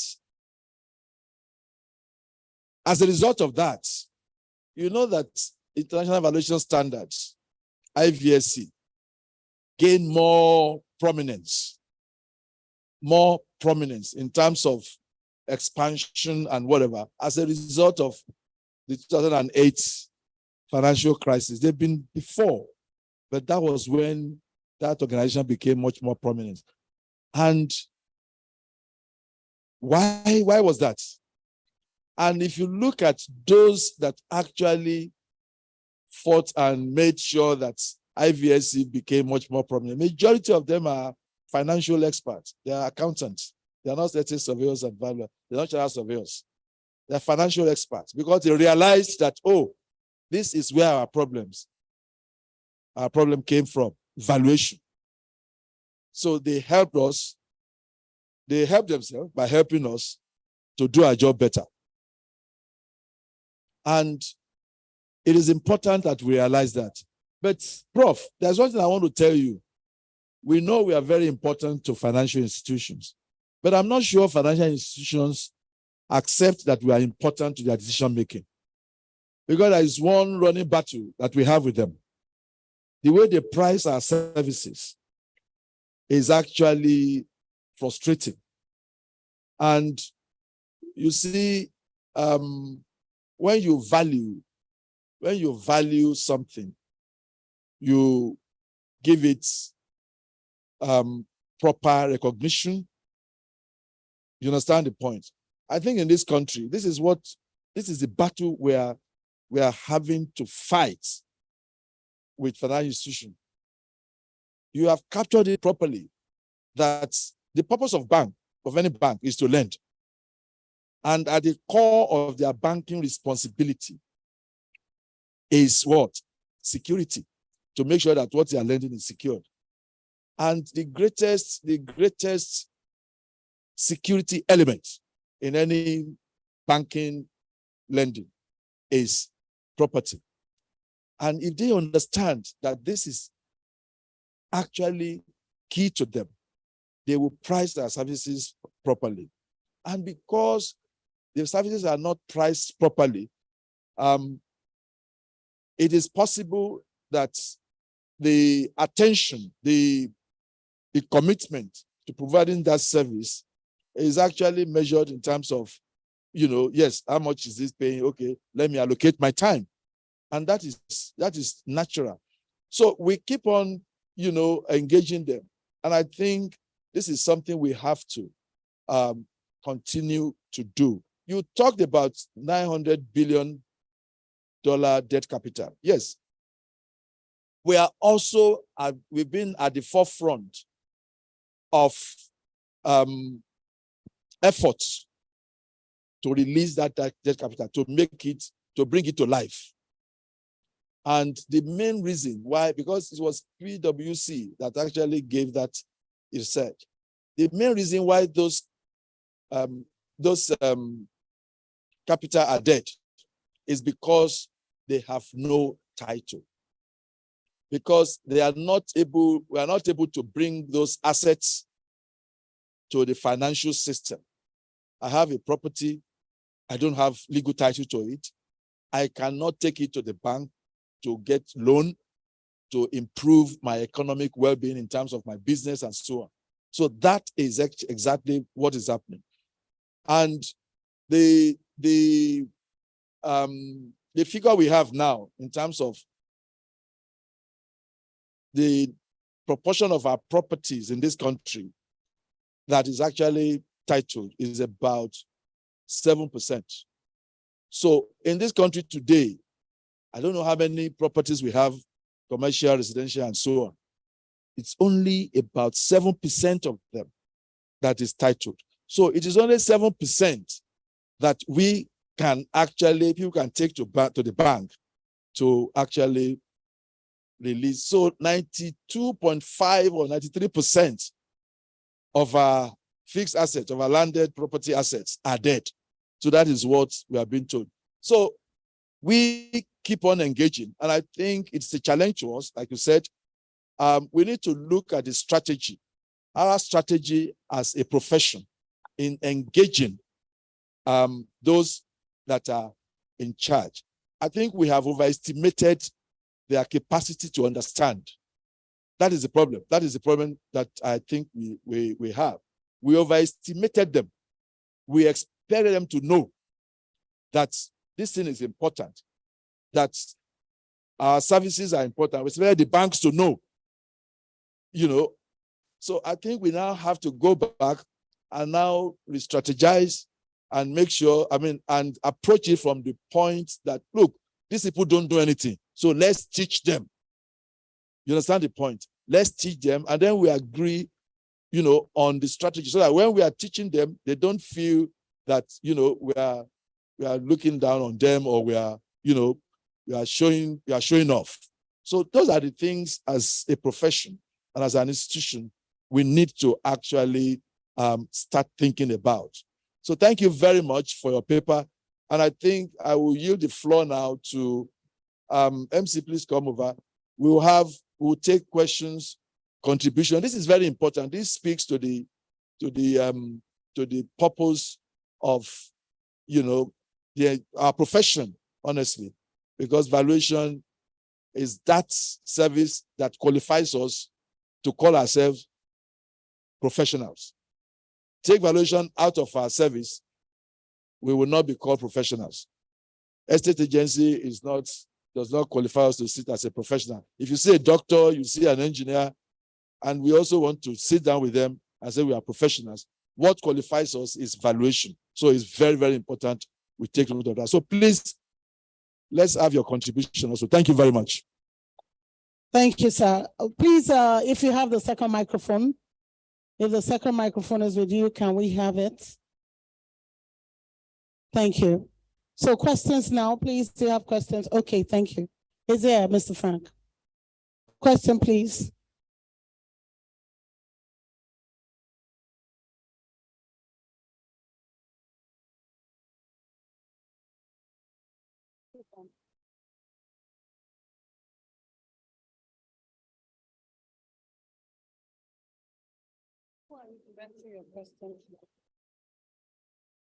Hello. Hello, yeah. Mine is not a question, actually, it's an observation. You mentioned that the banks, that we are very, very important to the banks.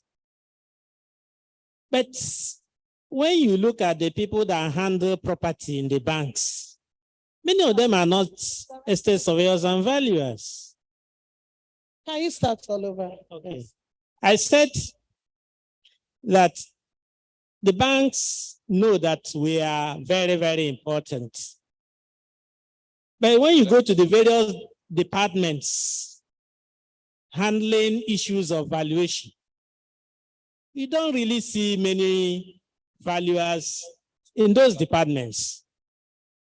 Why is it that they can't employ estate surveyors in departments that handle valuation? So that those valuers will be able to understand, speak the same language. Those people that are employed in the banks will be able to understand the language of the valuers in the private firms that provide the valuation services. So it's very important. It's not good that when you go to the property department, you go to the risk department, is non-valuer that you'll be relating with. And so when you submit a report, he cannot criticize it in a way that you will understand. And when you talk to him, he will not understand. So it's important, since they know that we are very important, let them employ our members in the departments. Thank you. Please, we can go. We're going to be keeping our questions or suggestions very short, 60 seconds. Thank you, ma'am. I beg to stand on the existing protocol. Good afternoon, everybody. Before I'll ask you a question. I'll give you some take home too to take home. But first of all, we know why we are here. We are talking about corruption, asset valuation, and what? Okay. I'm Mrs. Osaro Grace. I hear, fellow of the institution. I've not talked for a very long time, so let me talk today. We are talking about corruption and asset valuation, anti-corruption in our society. First of all, we know that corruption is endemic now. Epidemic in the whole world, endemic in Nigeria. But I thank you because you are not a valuer. But where I'm brought up, if somebody comes to tell me how to do what I should do, then I don't know what I'm doing. But first of all, we thank you because you are doing something related, so you are telling us. But it's not, I'm trying to tell all of us that we should do better. We should do better. You should know who you are. Not people to tell you what you should do or what you shouldn't do. But like we know, corruption is the bottom line. As a human being, you should know who you are, where you are going to, where you are. You should know when you are brought up properly, you should know what to do. Nobody will tell you what to do. Having said that, the bottom line of all we are discussing here today is corruption. Some of us know what to do because they are greedy. Now they are corrupt. They begin to do what they shouldn't do. That's why we are where we are today. Yes, my colleague had said something. It takes two to tango. The banks should have valuers in their property section. I've worked in a bank before. They are supposed to be valuers in your property section who will vet the valuations coming and advise you accordingly. So you should take note of that, so that when you have valuations from outside, you should be able to say, my valuer, is he okay? Is he not okay? But then still talking about corruption, I know the banks also on their own, they have corrupted a lot of things. I know you give out collateral without valuation. You do that. And that was why the banks came crashing years ago. Also, valuation is not just a one-time thing.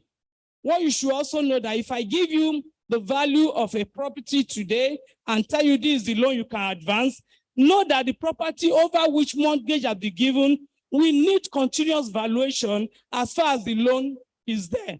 So then, after a year or two, you are supposed to do a revaluation so that you will now know the current value of the property. That will guide you.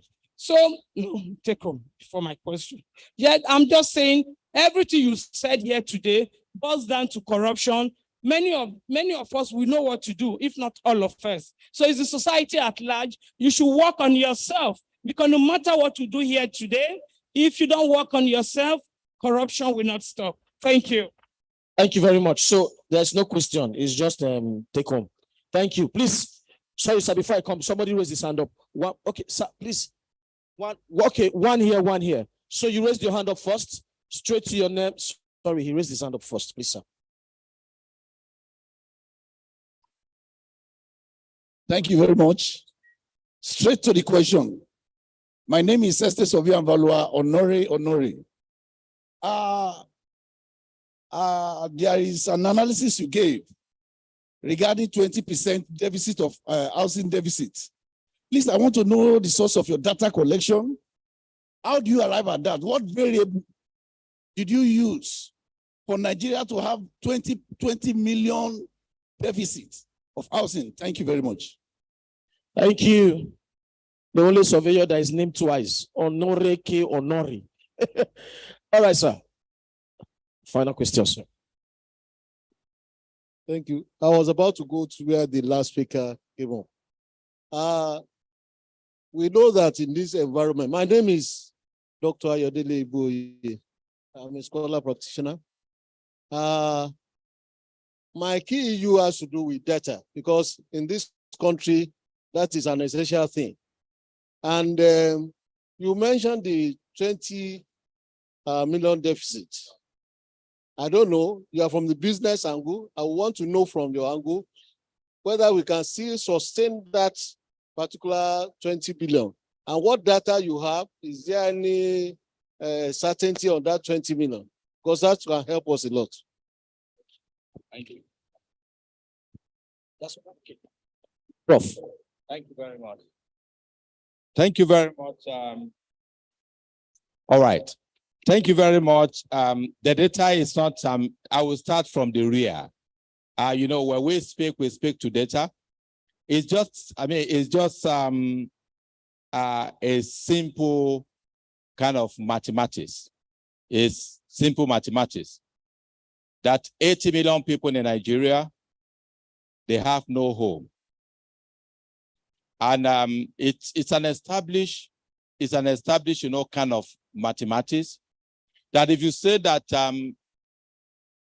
if you talk about 80 million families, we talk about 4 people in a family. 4 people in a family, maybe in your, a 3-bedroom flat, you have the husband, the wife, or minimum of, 1 boy, 1 girl as children. So, and if you have to provide, you understand, so it's hypothetical, it's an hypothetical figure. When you search for that, you find it. I do not, whether we have more than that or we are below that, it's not the issue. Let me tell you the way we work when we do research. The first thing we want to do is to identify, does this problem exist? If yes, how severe? And quantum determines the severity. Such a tabby was, when coming to this way, because I'm dealing with practitioners, I decided not to go into too much of data. It was deliberate, so that, it's not boring because you guys are not interested in all those, all those, graph and everything. You could see that I spoke with you people.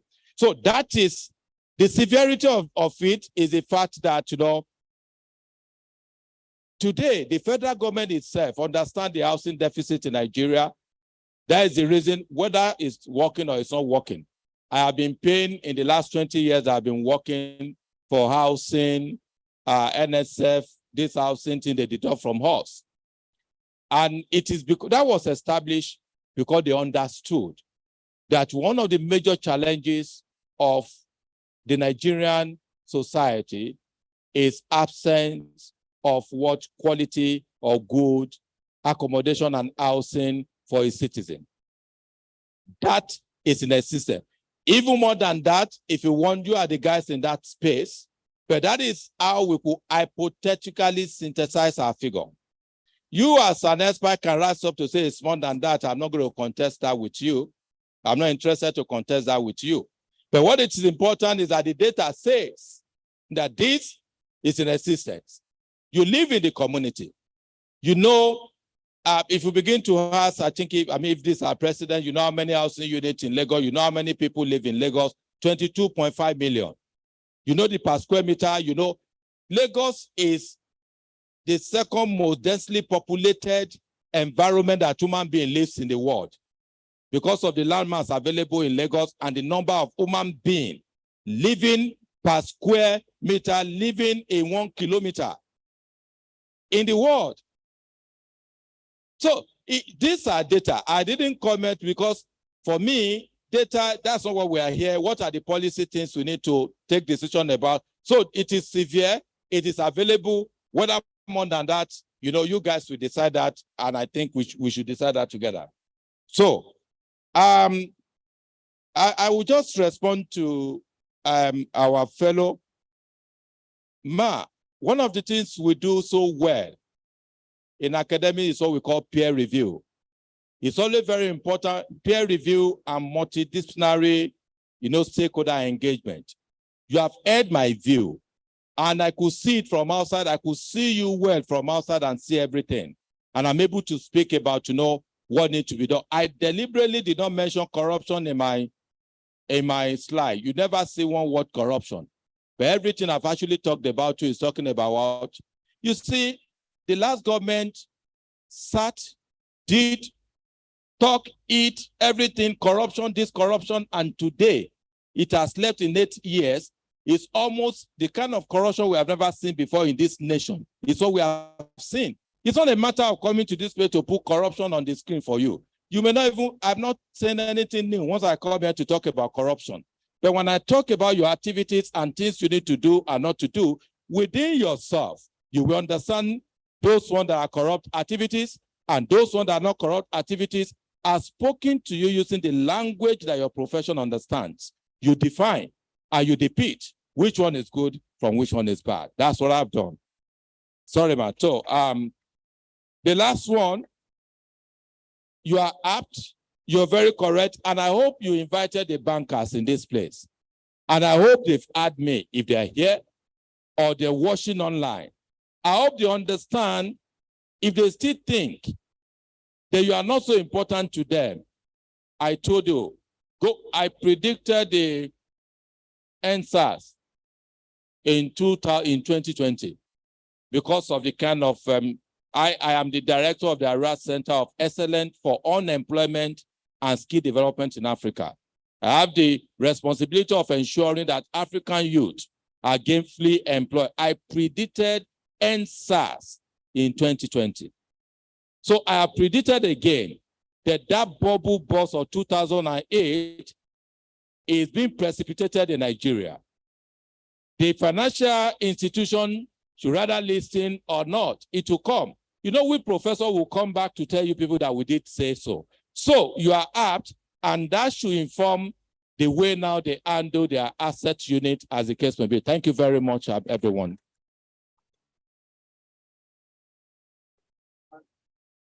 Let me just pass a quick information, and please let me appeal to our colleagues. Dr. Ogbonna said banks should employ estate surveyors in their the relevant department, and ESV Osaro said they should be vetting our valuation. Please, we need to be careful. I have been on the board. I've been chairman of Professional Practice Committee on the board. I've been chairman of Professional Practice Committee at the institution. We have seen cases reported where our colleagues in banks were actually the ones that were responsible for our problems in the banks. They were the ones that were advising their management to pay 50,000 naira for valuation. And then when you say vet, the banks, someone like me, I'm not interested. No bank can employ me to be in their asset department. Nobody can employ the registrar of the board. Nobody can employ those with experience. So you are telling me that the bank should employ young graduates or newly qualified to be in their department and then vet valuation that, you understand the point. So we need to be careful. Vetting valuation, what do you mean by vetting valuation? Do they have the power to vet valuation? Should valuations that registered surveyors provide to the banks be vetted by another valuer? On what basis? We need to be very careful so that we don't create problem for ourselves. And this is an issue that we need, to properly discuss among ourselves before we go out to the public. So it's important we know that. I don't think the issue is that banks should employ surveyors in their department and then for them to be vetting value. If you look at civilized countries, in the United Kingdom, I practiced there for several years. Most of the banks, you don't have external surveyors in those banks. But the point is that because you have professional indemnity insurance and you are registered by RICS and you have that registration to say that you are qualified to do this and you have PI, they take your valuation and they make use of it. If anything goes wrong, they fall back on your professional indemnity insurance, which is their own security for the risk they are taking with your valuation. So I think we need to get to that level. Please, we are not taking that together. I think we should just understand that and then let us ensure that we properly articulate our position before we go out to the public, because that is something that we need to do. Thank you very much.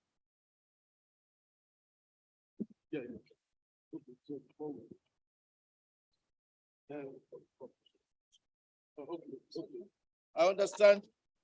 Our president is not here, is in another session. So I will represent our president here by inviting Professor Sunday Abayomi Adebisi to appreciate you for the excellent presentation you've made to us today. If we actually, if we are to be reminded of our importance,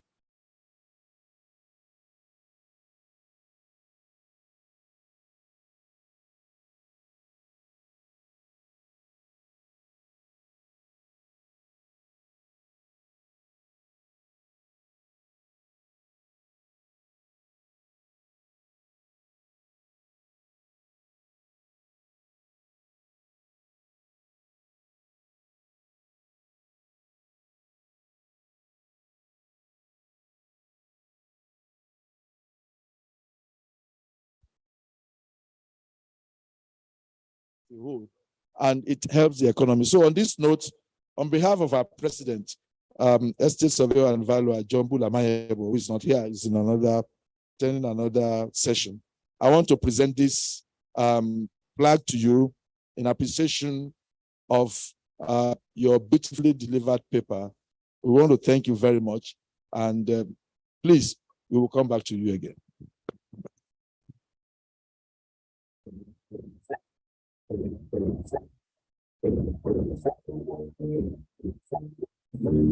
Thank you. Congratulations to Professor. Ladies and gentlemen, we will take in this last session now before we go to, of course, unwind, change, and come back for the cultural night. I want to bring up the Estate Surveyor and Valuer, Angela Ikade, Plants and Equipment Valuation. Our title is, she'll be presenting Extractive Industry Valuation, an overview of extractive industry valuation. Can we give this woman a round of applause? At least she's the first woman to present. Can we give her a round of applause, please? All the women here. Please, you're presenting for 15 minutes now. Thank you. Thank you. Good evening, noble colleagues, ladies and gentlemen. I stand on all existing protocols. The time I have is very, very limited. So I'm just going to quickly run through what I have. This paper is not supposed to be in-depth or exhaustive. I came up with this topic because I'm driving at something and I'm quickly going to rush through and get to where I'm driving out without wasting too much time. So I'll start with an overview of the extractive industry. The extractive industry consists of any operations that remove metals or minerals and aggregates from the earth. Don't you? They have it.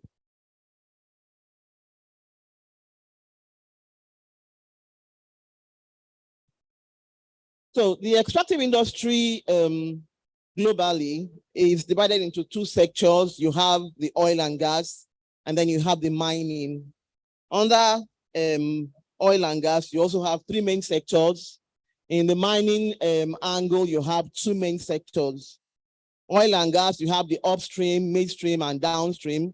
Upstream has to do with exploration, development, and production. Midstream has to do with logistics of transportation and storage, while downstream has to do with refining and marketing. In the mining sector, you have extractive and the processing.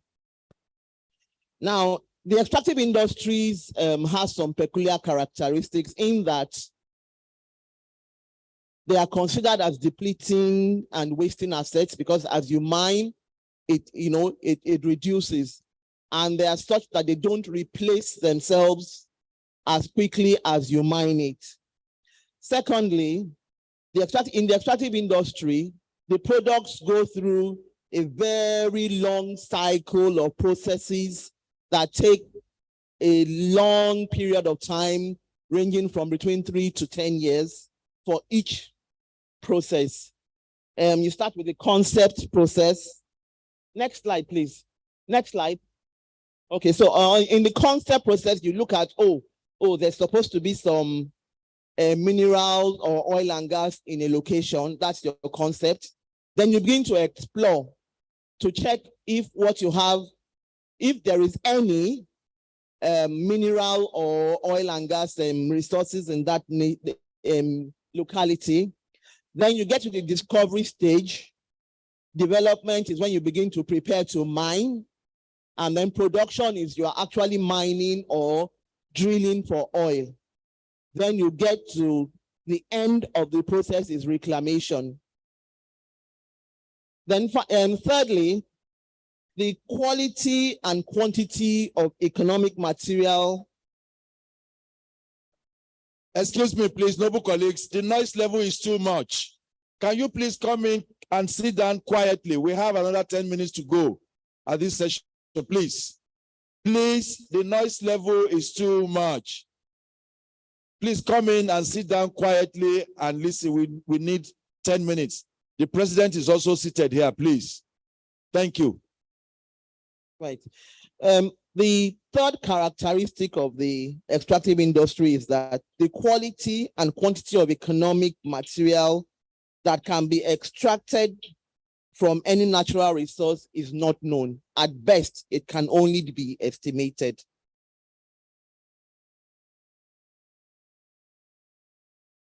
So I'll move on to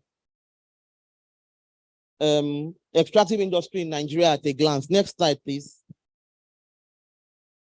Nigeria is the world's 12th largest producer of oil and gas and the largest in Africa. It also has the largest natural gas reserves in the continent. Now, the oil and gas sector in Nigeria contributes about 8.4% of GDP, 65% of government revenue, and 85% of total exports. The Nigerian Extractive Industries Transparency Initiative tells us that between 1999 and 2020, a total of 17.5 billion barrels of crude oil was extracted officially. And you also have 527.35 million tons of minerals were mined. These are official figures. And they also say that Nigeria still has about 38 billion barrels of crude oil reserve and about 160 trillion cubic meters of gas reserves. All the 36 states of Nigeria, including the Federal Capital Territory, have one form of mineral in economic quantities. We have not yet touched it at all. There are only about 4 companies in Nigeria that are in the mining industry, and that's Dangote, Boa Cement, I think Cement Company of Northern Nigeria, and one other cement company. They only operate in 4 states: Ogun State, Lagos State, and 2 other states in the north. So out of the 36 states, only 4 states are having mining activities officially. The Nigerian Constitution, next slide please, vests ownership of all natural resources in the country in the government. The oil and gas industry is governed by the Petroleum Industry Act of 2021, while the mining industry is governed by the Nigerian Minerals and Mining Act of 2007. So that's the extractive industry at a glance. We know that valuation is a multidisciplinary function. It has a multidisciplinary that valuation can be done on virtually everything and anything. In the extractive industry, why do we need to do valuation? What do we value? How do we value? And what are the best practices of valuation in the extractive industry? Properties in the extractive industry are usually valued for generally common reasons that we all know: privatization, mergers and acquisition, financial reporting, bank lending and funding, taxation, determination of royalties. And we come to, what do we value? When you talk of the extractive industry, the first thing that comes to mind is plant and machinery. But the truth is that it is the mineral resource that gives that business value, not the plant and machinery. So, in addition to plant and machinery, we value mineral resources, we value reserves, mining licenses. Next slide, please. Intangible assets and mineral assets. Now, I would like to differentiate. Please, can we move as fast as I'm speaking, please? Next slide.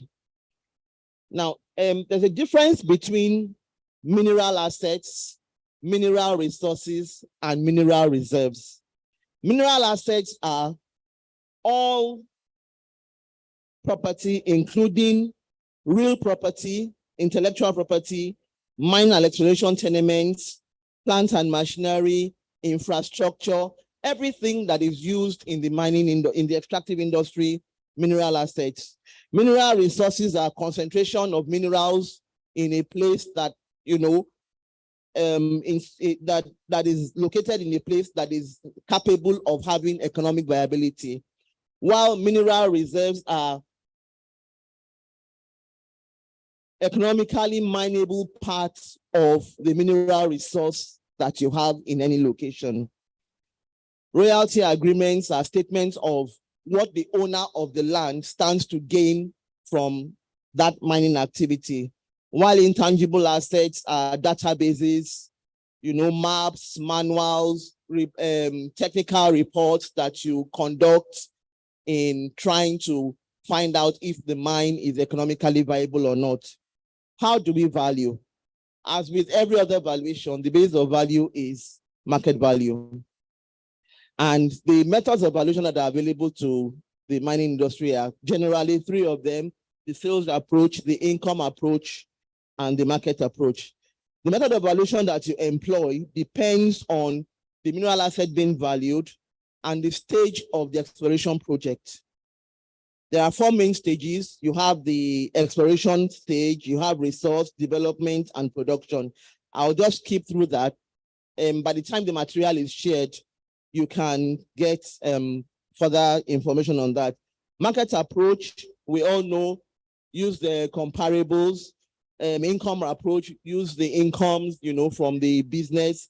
Cost approach, where you don't have relevant transactional data or income statements. That's where you use the cost approach. All these apply generally and also in the extractive industry. Now, the appropriateness of each method will depend on the amount of information you have. Let's look at special considerations in the extractive industry.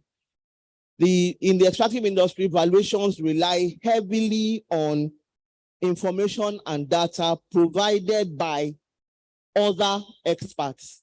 You have the geologists, you have mining experts, they give you reports based upon which you can now say, oh, this is how much material or how much reserves that you have in the mining activity, based on which you do your valuation.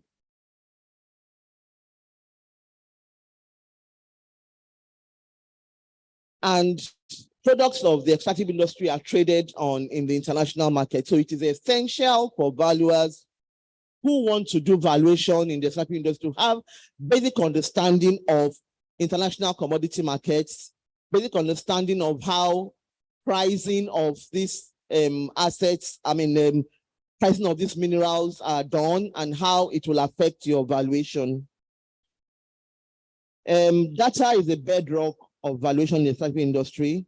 Your sources of data, of course, are the technical reports that you get, the company estimates, feasibility studies that are done before production starts, commodity price forecasts. That's why you need to understand the commodity market, industry benchmarks, and original equipment manufacturer databases. They will give you information on pricing of plant and machinery assets. Now, where I'm going is best practices in valuation for extractive industry. And there we come to valuation standards. Valuation standards are a set of instructions that are given to us. Please, can we move forward to the slide that has best practice? Now, these are guidance, procedural rules and guidance for valuers in the conduct of most types of valuation instructions. They set a framework for best practice in the execution and delivery of valuations for different purposes. The generally acceptable standards are provided by International Valuation Standards Committee, that's IVSC.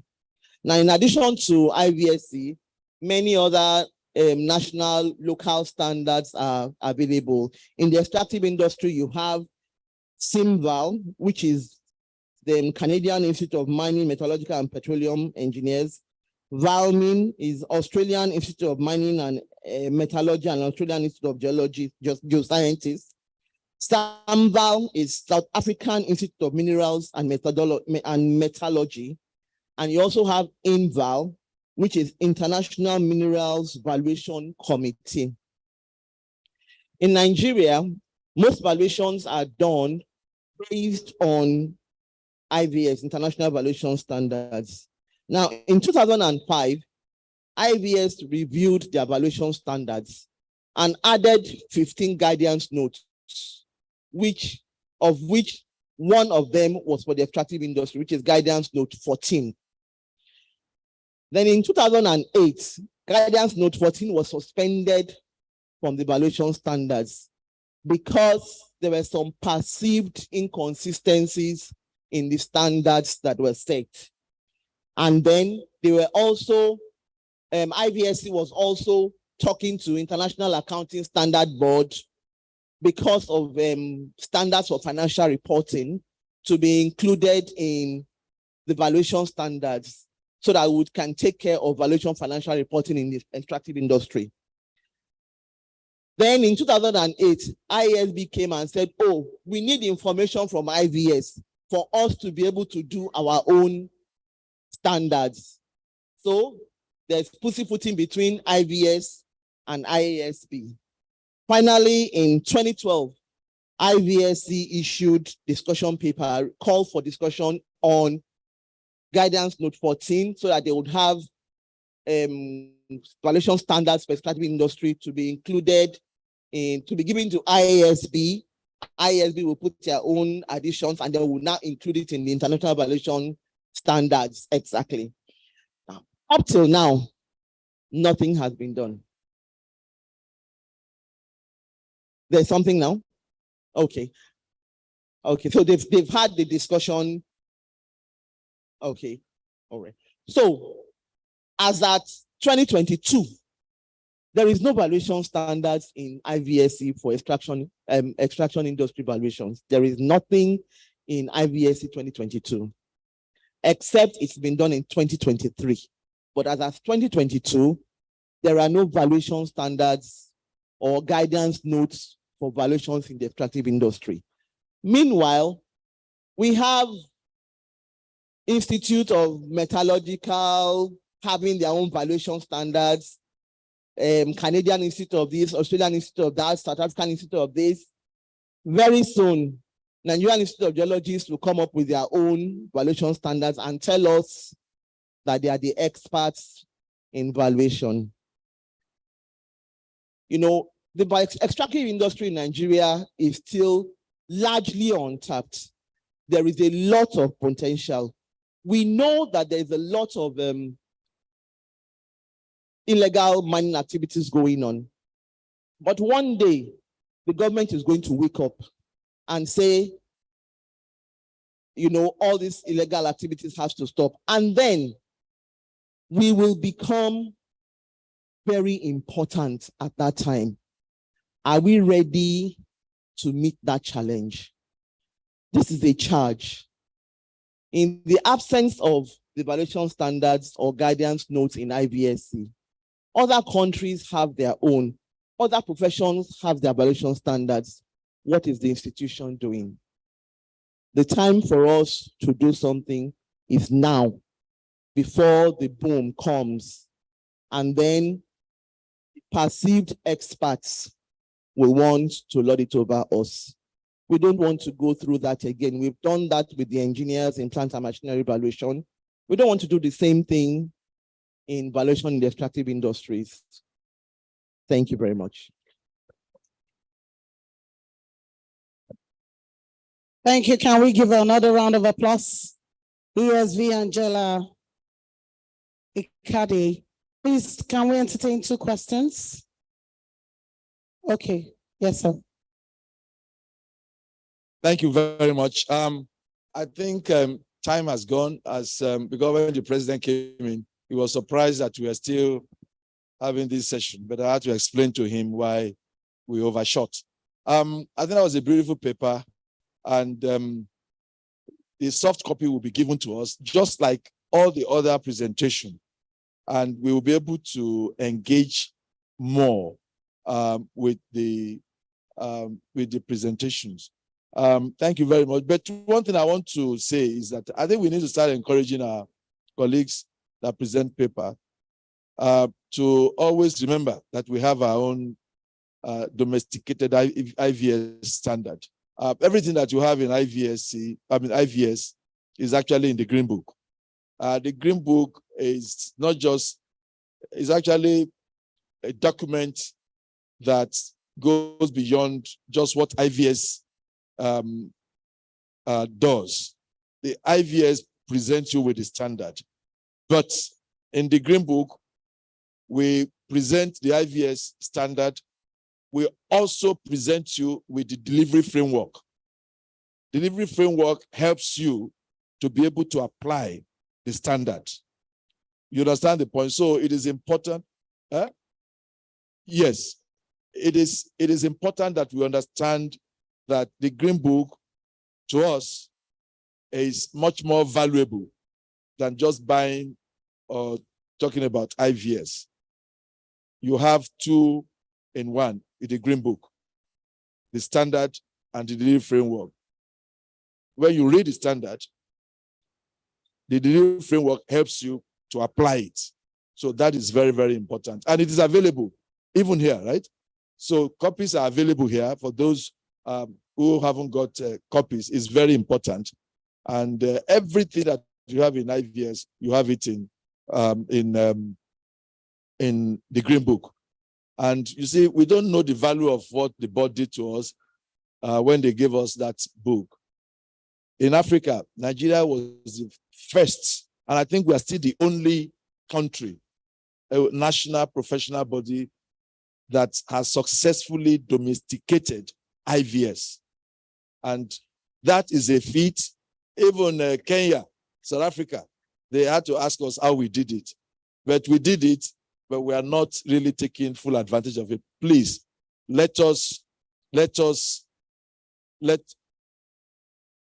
yes, it's been updated. So please let us embrace it. Let us use it. It is in our interest.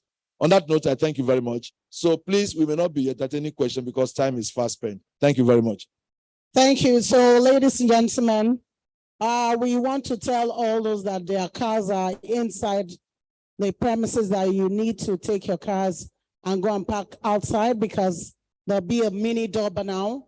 The procession will be coming into the premises. So all cars must be parked outside of the banquet hall. Please, all cars must be parked outside. So the mini Durbar will be coming up by 5 p.m. And of course, we'll be coming back for the cultural night show by 6:30 p.m. Thank you for coming. Yes, okay, the president, ESV Jumbo, has one or two things to say. Can we give him a round of applause, please? My first vice president, the second vice president, HNS, HNT, HMPS, all other management committee members, council members, my registrar. I hope the deputy is not here. If she's here, I recognize her too. Fellows here present, associates, noble colleagues, we want to thank God for today. This is the third day.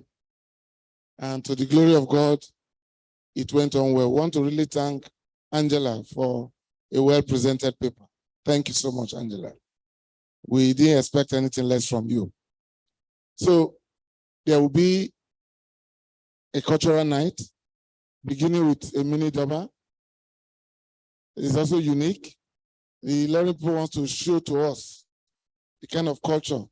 When I went out, I saw some horses. I said, wow, many horses. So let us go and prepare for the cultural night, which starts immediately. So on that note, we start. Let us just stand up, national anthem, and it ends. This session is brought to a close. So after the count of three, we'll take the national anthem. 1, 2, 3.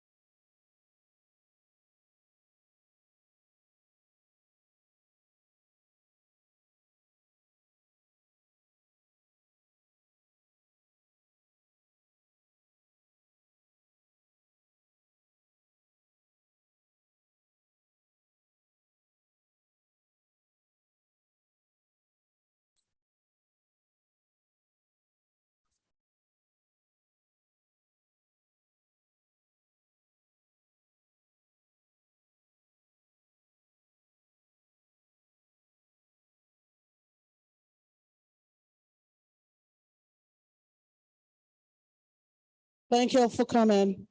Tomorrow is the D-Day.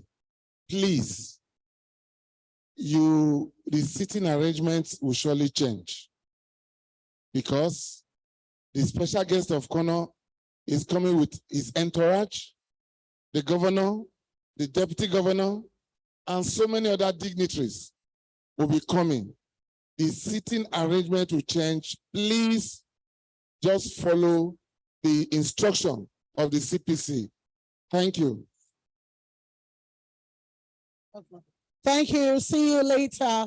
Please, the doorbell is outside and of course the cultural night. Thank you for coming. DJ, are you there?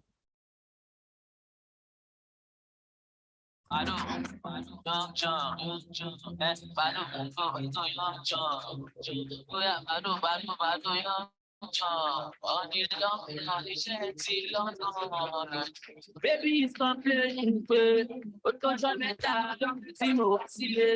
got to do better. He's complaining, but I got to be shanty over my phone. Timo Bema Timo Bema Yabe, Ushalo Kadi, Timo Bema Pop, Timo Bema Timo Bema Yabe, Ushalo Kadi, Maliboli Bulaba, Omoke Mommy Lucho, Vicky Paka Paka, Vicky, Omoke Daddy Lucho, Raka Ricky Roko, Raka Isha, Kwambi Lucho, they can the bucket up, I'll be breaking your heart. You no need to take the worry, you'll be getting a Latin. It's a body. Give me rip me a party. Everybody look at me that I am your property. Okay, baby Maloro. Pepe's very stubborn. Pepe's very low Maloro. Okay, baby Maloro. Pepe's very stubborn. Pepe's very low Maloro. Baby is complaining. But don't let down. Timo Wasile. I got to be better. He's complaining. But don't let down. Timo Wasile. I got to be Timo Bema Pop, Timo Bema La, Timo Bema Yabe, Ushalo Kadi, Timo Bema Pop, Timo Bema La, Timo Bema Yabe, Ushalo Kadi, baby Masukun, Otito, Iwashamu Bema La, no Kunu, no Pito, ice cream Shalu Bema La, Masukun, Otito, Mitori Bola Tito, Otito, like every Chiquito. I am singing to your ear. Chevy mosquito, mamito, mamito. Let me unleash the drag on Kajo 56. Do you love me, cherish me, music get they perish me, all these things promise me, give me no they punish me, love me, cherish me, music get they perish me, all these things promise me, give me no they punish me, baby is complaining, but don't let down, Timo Wasile, what the guy to do it, is complaining, but don't let down. Timo Wasile, I got to be sure Timo Bema Pop, Timo Bema La, Timo Bema Yabe, Ushalo Kadi, Timo Bema Pop, Timo Bema La, Timo Bema Yabe, Ushalo Kadi. Okay now, let's go now, okay now, let's go now, careful,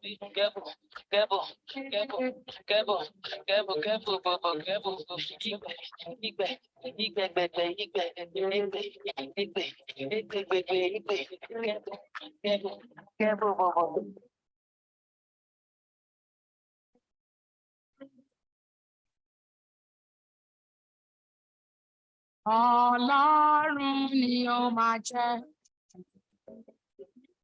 Ọlọ́run ni ó máa jẹ́.